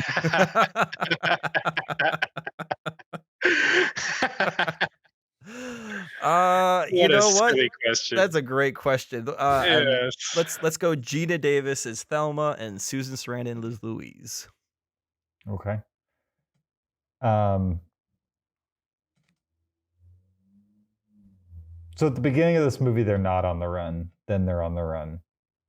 Why are they on the run? I know you already gave me an answer. I want you to try it again. You want me to give you a different answer? Yes. Well, I've seen this movie, and they're on the run because they're running from either husbands or boyfriends or bad relationships or something like that. Gotcha. Okay. Why do they, spoiler alert, drive off a cliff? It's their only choice. They're either going to jail. They may have committed some crimes during this movie. Right. Or their past is caught up with them, and they would rather go off the cliff together, holding hands, than face whatever's coming to them. When did you watch this movie? Around the same time I watched Space Jam. So, mid-90s. In the 90s? Yeah, in the 90s. Yep. Interesting. So it's been a while since you've seen this movie. It's been a while for all three of these movies. Right. Okay. Yep. All three of these I saw around when they came out. Obviously, Thelma and Louise, 9-year-old me was not watching this movie, but. So you didn't watch it in the 90s. You probably watched it later. You right? didn't go to the theater to watch Thelma and Louise, did you? No, I watched it on TV. Okay. You watched it on normal over-the-air TV? Yeah, in like the mid-90s. Like cable TV or like literally like ABC, CBS, Fox? Like cable. Okay. Like pay cable or like... No, this is important because the content of this is like specific. It could have been like TNT or one of those channels. It wasn't HBO. Okay. Okay. So there's a possibility it could have been edited for television. Sure. We still count that as a watch, correct? That's still a watch? Yeah, no, it's counted as a watch. Okay. But very different movie on normal TV, I would Oh, think, really? Okay. Than pay TV or Interesting. HBO type thing. Okay. I don't really have a solid, but I could guess at this point. Zach? Yeah, I have a guess. Okay. Okay. I don't think you. Yeah, I don't think you've seen Thelma and Louise. Okay. Yeah. I think you've seen it too. Also don't think you've seen Thelma and Louise. I kind of feel like I want to guess something different. That way we get 2 shots at him, Zach. Let's talk this out. You and me, Zach. If he has seen Thelma and Louise, then I don't think he's seen Mean Girls. Why has he seen Space Jam? I think, look, it's been a while since Space Jam 1 came out. And I think he saw Space Jam when it came out, but he hasn't seen it since. And I think you would think he hasn't seen it because he couldn't name a cameo in the crowd.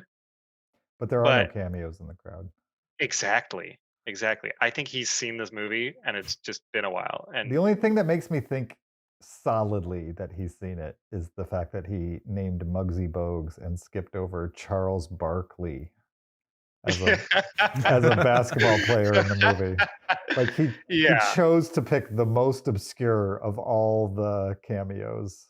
Like Muggsy Bogues has not stood the test of time compared to a Charles Barkley. Yeah. Or even a Patrick Ewing. He was in that movie as well. That's the name, Patrick Ewing. There you go.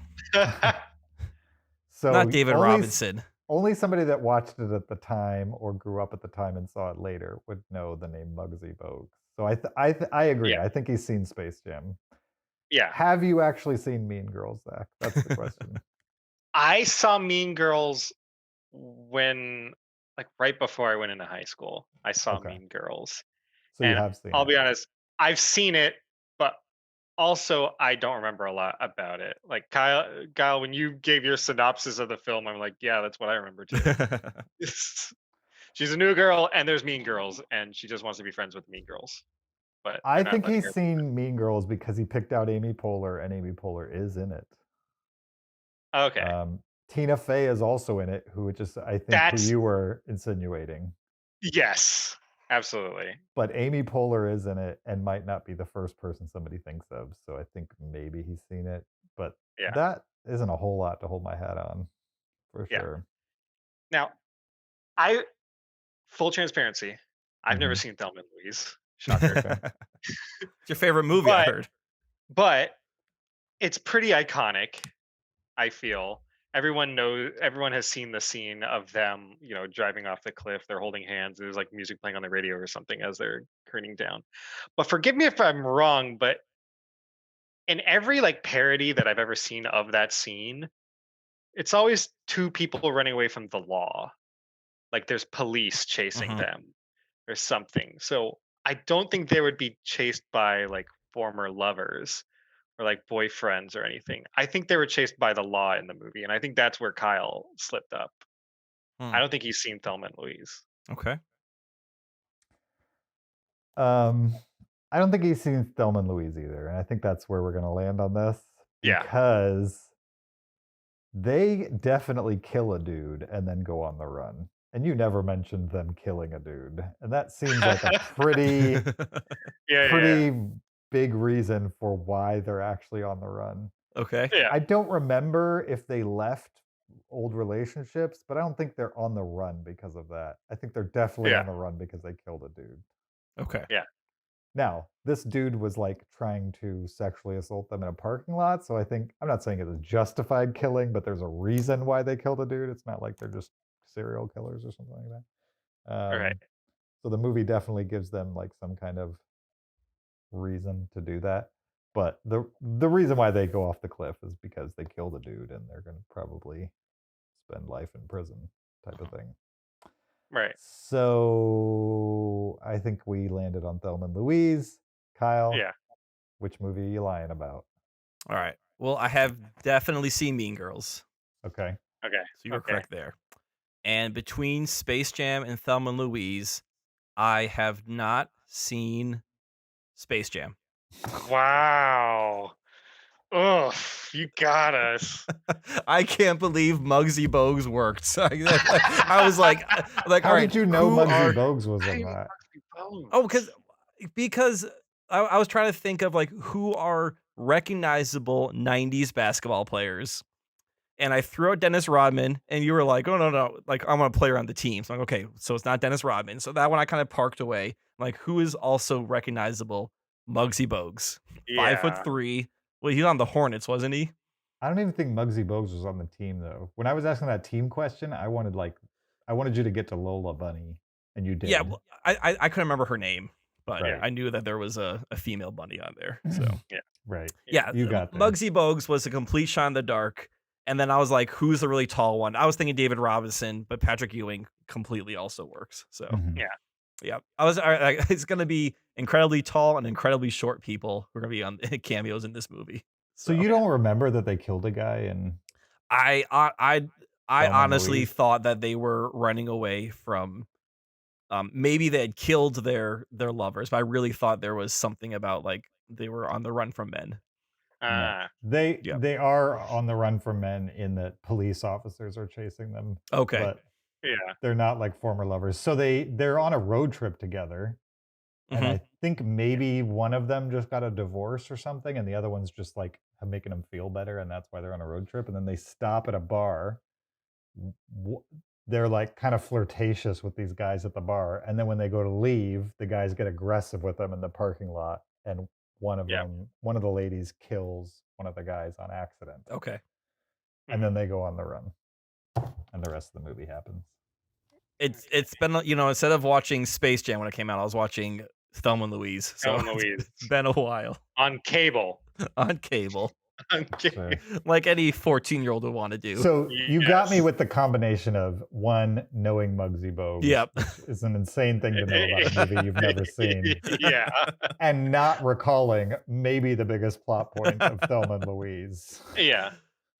I mean, I remember Brad Pitt, like, and I knew who Brad Pitt was when I saw the movie. It wasn't like later I learned, oh, that was Brad Pitt. Like, oh, that's Brad Pitt. Sure. I see him, I recognize him. Well, So Yeah. most people who have an awareness of Thelma and Louise know Brad Pitt. Right, It's like he's his in it, first yeah. movie. Yeah. Okay, Zach, hit us. all right, Zach. Okay. I have a theme with my Okay. three, Okay. All right. but which I've Oh, seen I had all a of them. theme too. All my movies came out in 2020. Oh, okay. Tomorrow Wars 2021. Cruella's 2020. Oh, you mean 2021? 2021 then. Okay. Yeah. Let's say Yeah. none of your All movies came movies out in that came out 20. last Yeah. year. Right. Okay, Zach. hit Okay. us. I have 100% seen Christmas with the Cranks. Okay. I've seen Home Alone 3, Oh, geez. and I've seen Scrooged. Okay. I'm gonna say right now, I've seen none of these movies. I've seen none of them. Oof. Um, Well, I've seen all three, so I can tell you all about them, and then you Great. don't even have to watch them. sure. Oh no, I've seen Scrooged. Okay, I've seen Scrooged, Okay. and I've seen other Cranks movies, just not What was the one with 3? Home Alone 3? I've seen Home Home Alone Alone 3. 3. Yeah. Home Alone 3. It's been a while, but I've definitely seen it. Right. Okay. Let's start with Scrooged. Okay. Okay. Tell me, give me like the basic plot of Scrooged, or the high level. Scrooged is like a modern, I guess, take on A Christmas Story Okay. or A Christmas Carol, I guess. Right. The classic, Ebenezer Scrooge and gets visited by the three ghosts. But this one has like Bill Murray. What job does Bill Murray have in Scrooged? I remember he's like a big wig. He's like the boss or something. For what? For like It's what it's industry? I don't remember the exact industry, but I know he's like he works in like a big city, Okay. Okay. and that he is like the boss of this industry, and Mhm. he's just an asshole to all of his employees. Mm-hmm. Okay. So can you tell me who else is in this movie besides Bill Murray? Like just one other person's in this movie. I couldn't tell you another person because this is one of those holiday movies that my parents would play like in the background on the TV while we're like cleaning the house. So Is I've that seen true, the whole James? movie. Not you. Other parents. Oh, the other Other parent. parents. Okay. Other parent. I think let's verify this or not. I mean, I have watched Scrooged, but I don't remember watching it around Zach. Okay. Yeah. Okay. I would guess maybe the actors they got to play the ghosts are supposed to be like recognizable, but I think maybe that was I mean, I'm before looking my at the time list, really and I think recognizable. I would only recognize one of the other people. Okay. Oh, there's at Possibly. least 3 names on here I recognize. But I don't think, knowing Zach, I don't think he would recognize these people. I think they're very 80s, Right, yeah. 90s people. He doesn't know who Mary Lou Retton is? No. I'm not sure many people from that time know who Mary Lou Retton really is. Lee Majors plays himself. Zach, Lee Majors. Lee Majors. Robert Goulet, he plays himself. How are you? Oh my goodness. It's beyond me, man. Kids these Sorry. days. Sorry, but it is a I Christmas think- movie, so I have seen it. Okay. All right. So how does this movie differ from your traditional Christmas Carol? And not like, don't tell me like, oh, the setting is different or. Can you tell us about any of the ghosts that visit him? Yeah. I know it has a lot to do, like the ghosts show a lot of things happening with his wife, I think. I think he treated it. He did something that really upset his wife, and that's something that like Ghost of the Present showed him. Like, I think he like skipped out on Christmas Day or something with his wife. But that's really all. I don't even remember what the Ghost of Christmas Past shows him. He could have been like orphaned or something. And then the Ghost of Christmas Future, I don't remember that part either. Okay. Okay. Was there anything like about the ghost itself that was memorable? Not the person that played it, but like any mannerism or visual, anything that might be memorable. I don't remember anything like visually. All right. I'll say I remember the Jim Carrey Scrooge movie more than this one. There's a Jim Carrey Scrooged movie? The animated one, yeah. Oh, the Robert Zemeckis. Oh, yeah, right. yeah, realistic animation, whatever that's going to call it. I've seen mocap. I'll say I've seen, I believe, 4 different versions of A Christmas Carol, and Scrooge is the most boring one, probably. Okay. You have any more Scrooge questions, James? No, I think I'm done. Okay. I mean, whether he's seen it or not kind of hinges on one question for me. Do you want to answer? You should ask that question. No way. Not till we say our answers. Okay. Ooh. Okay. No, I already asked the question.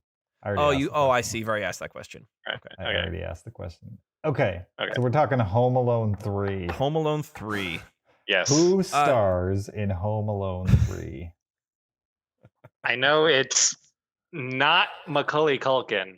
They got another kid to do it, but you know, they've gotten like a new kid every Home Alone now, and there's been like 5 or 6 of them at this point. Okay. I think this is the first one where it's definitely the first one where Macaulay Culkin wasn't the kid. Maybe he was too old or something when this movie came out. Is there any person famous in this movie, past, present, or future? I'm sure some of the actors in this movie maybe weren't famous at the time, but I'm sure they're famous now. Can you name any of them? No. Okay. Do you know for sure that there's somebody who wasn't famous at the time but is now famous? No, it just seems like the kind of movie where like this is where an actor got his start. What's the difference between Home Alone 1 in premise and Home Alone 3 in premise? I think the biggest is probably the house is a lot smaller, and the robbers aren't actually like robbing. They're not actually like criminals per se. What are they? Yeah, what are they? They're like secret agents, and there's something in his house that they're trying to get, but he doesn't understand that they're not criminals. And so the kid is just booby trapping these people who are like secret agents. Why does he have a thing that they want? It's dumb MacGuffin, like some like governmental thing. I think one of his toys had like a chip or something that had like government secrets on it or something. So the government sent like agents to go get it back, but this kid mistakes them as intruders and sets up booby traps all over the house. Is he actually home alone in this movie? Yeah. Is he home alone? He's left home alone? Why is he home alone? There's a parrot, and I think he's home alone for the exact same reason as in the first film. Like his parents just went on a trip plane and leave. Yeah, got on a plane and left without him. Okay. And forget that he's at home, basically. Yeah. Forgot they left him at home with a governmental thing. Interesting. I don't think they knew the government thing was there either. All right. Isn't it crazy that Home Alone 3 was released before Zach was born? Yeah. That's how old the Home Alone movies are. They predate you, Zach. I remember watching this movie on Cartoon Network. Weirdly. Oh, wow, that's very specific. Oh, so was it with this pay cable then? It's a much different experience. Home Alone 3. The cable cut. What's your favorite like trap or gag or what? What stood out? Probably the one where he sets up a trap where like an agent tries to get in through the window on the top floor, and something hits him off, and he falls into like the frozen pool in the bottom. And I think there's another trap where he's got like a parrot, and the parrot is just like a la Macaulay Culkin from the first film with like playing the rated R film, scare the pizza guy away. I think this kid just had the parent say some like weird, horrible things to drive one of the agents away. So this movie takes place during the winter also then? Yeah. Okay. Holiday time. Holiday time, okay. All right. What I think I have all I need for Home Alone 3. How about you, Kyle? I have all I need. Yep. All right. What was the last one? Christmas with the Cranks. Right. Luckily, I watched this movie within the time that this podcast has been recorded, because we watched it for a Christmas movie special at one point. Kyle, I think did you say that you've seen all the Cranks movies? I was confused with the Clumps. Oh, okay. I thought this was an Eddie Murphy movie, and I'm like, nope, this is not an Eddie Murphy movie. Yeah, because I think this is the only Cranks movie. So tell me, in this movie, how many characters does Eddie Murphy play? Is Eddie Murphy in this film? I don't think he is. I'm asking you. You've seen this movie. Zero. Who is in this movie? I want you to name as many people as you can name. As many people as you can. Yep. I know 3. Okay. And I think these are really the only 3 characters that matter. Tim Allen, Jamie Lee Curtis, and Dan Aykroyd. Okay. It was a Ghostbuster. Any others? That's all I remember. I think those are the only 3 characters that really have any memorable screen time. Okay. Really. Okay. It's crazy that John Grisham wrote this movie. It's based on a John Grisham book. Have you read the book? No. Okay. I don't read. Like father. Why like are they son. called? Why are they called the Cranks? Why is it Christmas with the Cranks? It's just a funny name, I guess. Just called the Cranks. That's their last name. Oh, that's their last name? Yeah. Okay. And then how do you spell Cranks? Like how you would use a crank, how that's spelled, but with a K instead of a C. Okay. What's the relationship, as far as character relationship, between Dan Aykroyd and Jamie Lee Curtis? And Jamie Lee Curtis? Mm-hmm. I think they're neighbors. Okay. I think Tim Allen and Jamie Lee Curtis are husband and wife. Mm-hmm. And Dan Aykroyd is their neighbor. And okay. I remember this is a Christmas movie that was played like every other year. And I think even like as a little kid, I thought, why is this even a film?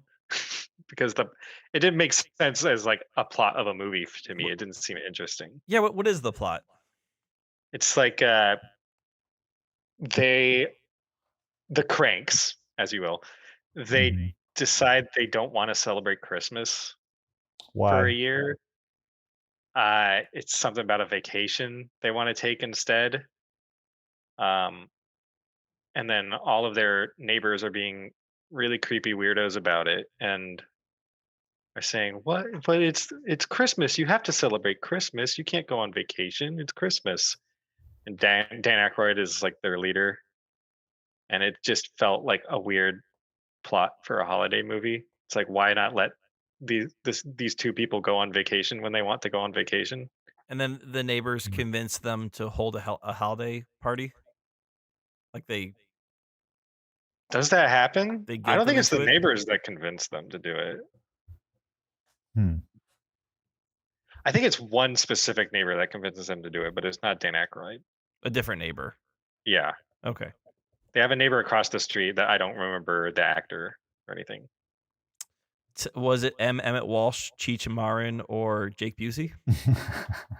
I'm sure it's probably one of them. Okay. I don't.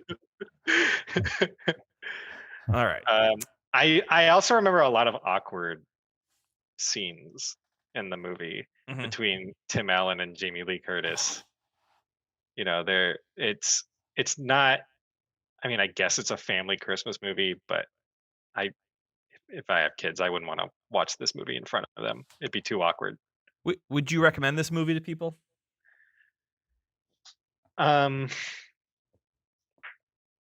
Maybe it's like a so bad it's good movie, a Christmas movie. Do you like the movie Christmas with the Cranks? I like it. I like it for the reason of it's so bad it's good. This is what's crazy to me. Christmas with the Cranks had a budget of $60 million. Oof. And somehow Weird got 8 million. That's crazy to me. You know what I mean? Cool. Like how much cheaper it is. It Well, was you to know, make Christmas- Weird compared. Christmas sells, so they can bump the budget I way guess more than they need. I have one last question. 60 Shoot. million is Go a ahead. lot of money, though. Go ahead. This movie has a surprisingly famous director. Can you name another movie this surprisingly famous director made? I don't think Zach would know that. No, I probably can't. No, Okay. I think even if you told me the director's name, I wouldn't be able to. He's not. The director is famous, but not. He's surprisingly famous because you wouldn't associate him with directing this. But he's not really Okay. not that famous a director, in my opinion. Right. Okay. James, think how am I supposed to ask leading questions with you helping him out here? It's not Steven Spielberg. You know what I mean? It's not like a Yeah. really big name, I would say. Yeah. It's a okay. decently big name, but Yeah. not super Okay. big. Okay. You ready, Kyle? You I'm got an ready. answer? I've Okay. got a guess. You have a guess? Well, I'm assuming Zach hasn't seen Christmas with the Cranks because Christopher Columbus directed it. No, he Ah. didn't. Who was it? It's Joe Roth. Oh, well then who are you talking about then? That's Oh, the Christopher point. Columbus did the screenplay. The screenplay. Yeah. Mm. I was just trying to. It was a trick question to see if he was like, oh yeah, it's the guy who also did. That makes Okay. more sense. I do have a guess though. I have a guess okay. too, and it's Okay. not It's not Christmas with the Cranks. I think Zach's seen Christmas with the Cranks. Okay. I am convinced Zach has seen Home Alone 3. I do not think Zach has seen Christmas with the Cranks. Do you think he's Okay. seen Scrooged though? There was I don't know that movie very well. It's been a long time since I've seen it. I watched it on Comedy Central back at probably same when I was watching Thelma and Louise. My question is, can you have not seen Scrooged but have taken in that it's the Christmas Carol story? But so I think that's possible, but he said that he jilted his wife. And that's what clued me in of like, oh, okay, that's how he knows the ghosts are visiting him. Is that what happens? According to the Letterboxd plot summary, it is. He jilted his wife? What does that mean? Well, he jilted? says Yeah, what he's does a jilted wildly successful television executive whose cold ambition and curmudgeonly nature has driven away the love of his life. Okay. So that's Interesting. kind of when Zach was like, oh yeah, he pushed his wife away or something. Mhm. That's what clued me in. See, I was leaning towards Scrooge just because I feel like the fact that he's like a PR guy and like he works in Hollywood is like a big part of it. Even though he is in New York, he's like a Hollywood guy. He's like a agent, PR man. Mm. Well, And I'm gonna stand by Christmas with the Cranks. Why though? Because he didn't know that their daughter coming home is the reason why they stayed home for the holidays. It's such a small motivation, though. I agree that he didn't know the I've never daughter seen the part. movie, and I'm reading the Letterboxd plot summary, so I'm trying to do my best here. Well, now that it's all out there, I haven't seen the movie either. But based on the plot summary, that feels like such a small part. I feel like you could miss that and still know the gist of the movie, which he got. Yeah. Well, He got I'm the standing by gist. it. I'm standing by Christmas with the Cranks. I knew nothing about Christmas with the Cranks until Zach mentioned it, and I read the plot synopsis on Wikipedia. Yeah. And I feel like most people would not know as much as Zach knew about Christmas with the Cranks unless you've actually seen it. And so I think he's seen Christmas with the Cranks, even though he didn't have that little bit. I feel like you could know the basis of Scrooged without having seen it, just through like pop culture osmosis. And you know that it's Christmas Carol. Yeah. I think he was way too specific on Home Alone 3 to have not seen it. Yeah, once he said there was like spies stealing some sort of contraption, like, yeah, okay, that's great. Which according to Wikipedia, if you said robbers, right. According to Wikipedia, it's terrorists. But I think it was close enough that it wasn't robbers. And so I'm going Scrooged. Sounds like Kyle's going Christmas with the Cranks. Zach, I am. Tell us it was Home Alone 3 now, and we're both wrong. I have seen Home Alone 3. I've seen that movie. Okay, good. For sure. I saw it on Cartoon Network when I was a little kid. Perfect. And I have never seen Scrooged. I've never watched Scrooged. Nice. Good job, James. Good job. You got it 100%. I was going the whole cultural osmosis thing. I was like, oh, it's Christmas Carol. Okay, I know Christmas Carol. I'll just use that to lie my way through seeing Scrooge. Also, like the first guy, the Christmas Past is like a crazy, wacky taxi driver that if you've seen the movie, I was trying to get you to describe somebody from there. If you're going to describe any of the, ghosts, the taxi driver is like pretty memorable. Okay. You couldn't do that either. Can I say I do have a weird fascination with Christmas with the Cranks, though. Okay. Like it is 100. It is. If I want to watch a Christmas movie, it's either going to be Polar Express or it's going to be Christmas with the Cranks, and both because of how bad they are. Interesting. I highly recommend Christmas with the Cranks and go in with the mindset of this movie didn't need to be made, and it's weird, and you're going to see Tim Allen and Jamie Lee Curtis making some really awkward faces to each other the whole movie. Nice. Well, so every year we do one episode where we watch 3 Christmas movies we've never seen. Oh, yeah. Oh. So maybe one of us needs to make it Christmas with the Cranks. Christmas with the Cranks. Yeah. Have you ever watched any of those Hallmark holiday movies? We generally steer clear the same? of the Hallmarks. Okay. For that reason. Full transparency. I'm considering choosing a Hallmark movie. Okay. But I'm trying to find out like what's the one to watch, not just some random Hallmark holiday, but like the best. Yeah, or the most well known, or what's so. I haven't found it yet. It may not happen, but it is crossing my mind just to see one of those. There's a new Will Ferrell Christmas movie this year. Yeah, that looks interesting. I'm actually excited to see it. It looks cool. Is that Will Ferrell, Ryan Reynolds? Yeah. Yes. I mean, I'm kind of sick of Ryan Reynolds, but I will watch Will Ferrell. I'd be fine if someone chose that one for our list. I think this is the last Ryan Reynolds movie I'm gonna watch for a while. This is the movie that's gonna make me sick of him. Yeah. But I'm not quite there yet. I'm pumped for Deadpool 3 with Hugh Jackman back. I'll have to watch Deadpool 3. Yeah, 100%. definitely gonna watch that one. So 100%. Nice. Okay, so I only got one. Did you guys keep score of how many you got? I don't remember how many. I didn't get any right. You didn't get any right.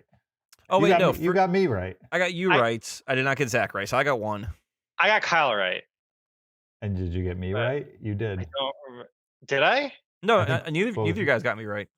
No. Zach got me right. Did I just got you right? I think we all got 1 point. I think okay. we all got 1 point. Yeah, I I think think we're all three-way tied for tie. one. Okay. We all three-way tie, yeah. We're all losers here. Wow. We're all winners. Come on. All right, we're all winners. Hey. We're winners and losers at the same time. That was fun. Thanks, guys. And thank you for listening to episode 555 of the Cinereelists. I guess at this point, Kyle, we should announce that we couldn't get enough of the number 5. Nope. We had to record episode 555.5, 0.5. which we've already recorded. A little bonus episode between this episode and the next episode where Kyle and I reviewed the movie Barbarian. Yep. Which is a horror movie. You'll have to listen to that episode to find out what we thought of it. That mini episode will come out at some point this week, but if you were a Patreon listener, you've already had it for nearly a week. So yeah, a little known benefit of Patreon is if we ever record something in advance, they get it right away. So I don't know. We might do more of these mini review episodes. yeah. Well, who knows? It's going to be Kyle and I's horror side podcast because old Zach doesn't like watching horror movies. So the only way we can talk about them is these little bonus episodes. Well, it takes a very specific horror movie for me to watch it. I'm way more into suspense than like gore or anything like that. Yeah, I mean, there's Barbarian. I guess has crazy. It's gory. It's gory. Yeah, it's not like excessively gory though. I mean, it's not Saw, but it's definitely it's gorier than like a There is Witch a guy or that gets Babadook or something like that. Yeah, there is a guy that gets torn in half. By it's their called hands. Barbarian. Yeah, it's gory. Maybe you've just become desensitized, James, but Probably. yeah. Okay. Yeah. So look forward to that at some point this week, and we'll be back next week as well. I also need to remind you there's a video version of the podcast on YouTube. Go check it out there. Follow us on Patreon. Support us there. Leave us an Apple Podcast review or send us an email to heyguys@cinereelists.com. You could also follow us on social media on Facebook, Twitter, Instagram, or TikTok @Cinereelists, or you can follow me on my personal Letterboxd or Twitter account @YoJRB. You can find me on Letterboxd at PeterSKB. Zach, where can the listeners find you? I guess on Twitter @BubbyZB. BUBBYZB. Nice. Zach Yeah. keeps me linked into the video game scene. Yeah. Nice. Like just his Twitter alone. Every now and then he'll post a meme. I have to look it up. But it keeps me in the loop. I like it. It's what I do, Dad. What are we talking about next week, Kyle? Do you know? Triangle of Sadness. Oh, right. Triangle of Sadness. Mhm. Which my birthday was a couple weeks ago. Zach was celebrating with me. I told a table full of my family that a really great movie is Triangle of Sadness, and I got I got a lot of groans. Yeah. At the table. But Interesting movie to recommend to family. I mean, the name is probably not doing it too many favors. Basically. Plus they asked, you know. Yeah. I still think it's a good movie. Spoiler alert. Yeah. A spoiler alert. Well, so you can skip next week's episode. Nothing to talk about here. James liked it. Well, the question is, I saw it. I loved it. It motivated Kyle and Zach to watch it. The question is, are they going to hate me for it or not? We'll Find see. out next week. We'll find out. Yep, that's the cliffhanger. Yeah, so we'll see you guys then. Thanks for coming on, Zach. As always, it's a pleasure. Thank you. Yeah, thank you, Zach. Great having you sit in. Thank you.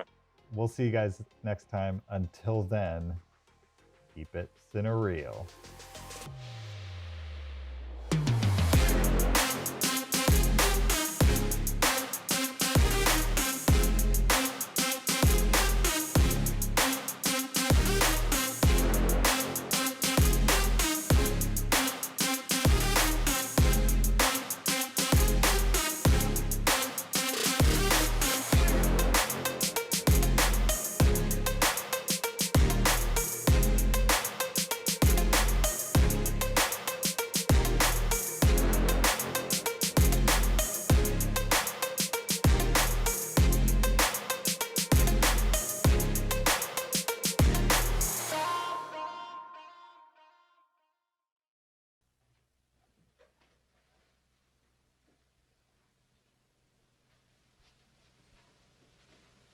You're still here? It's over. Go home. Go.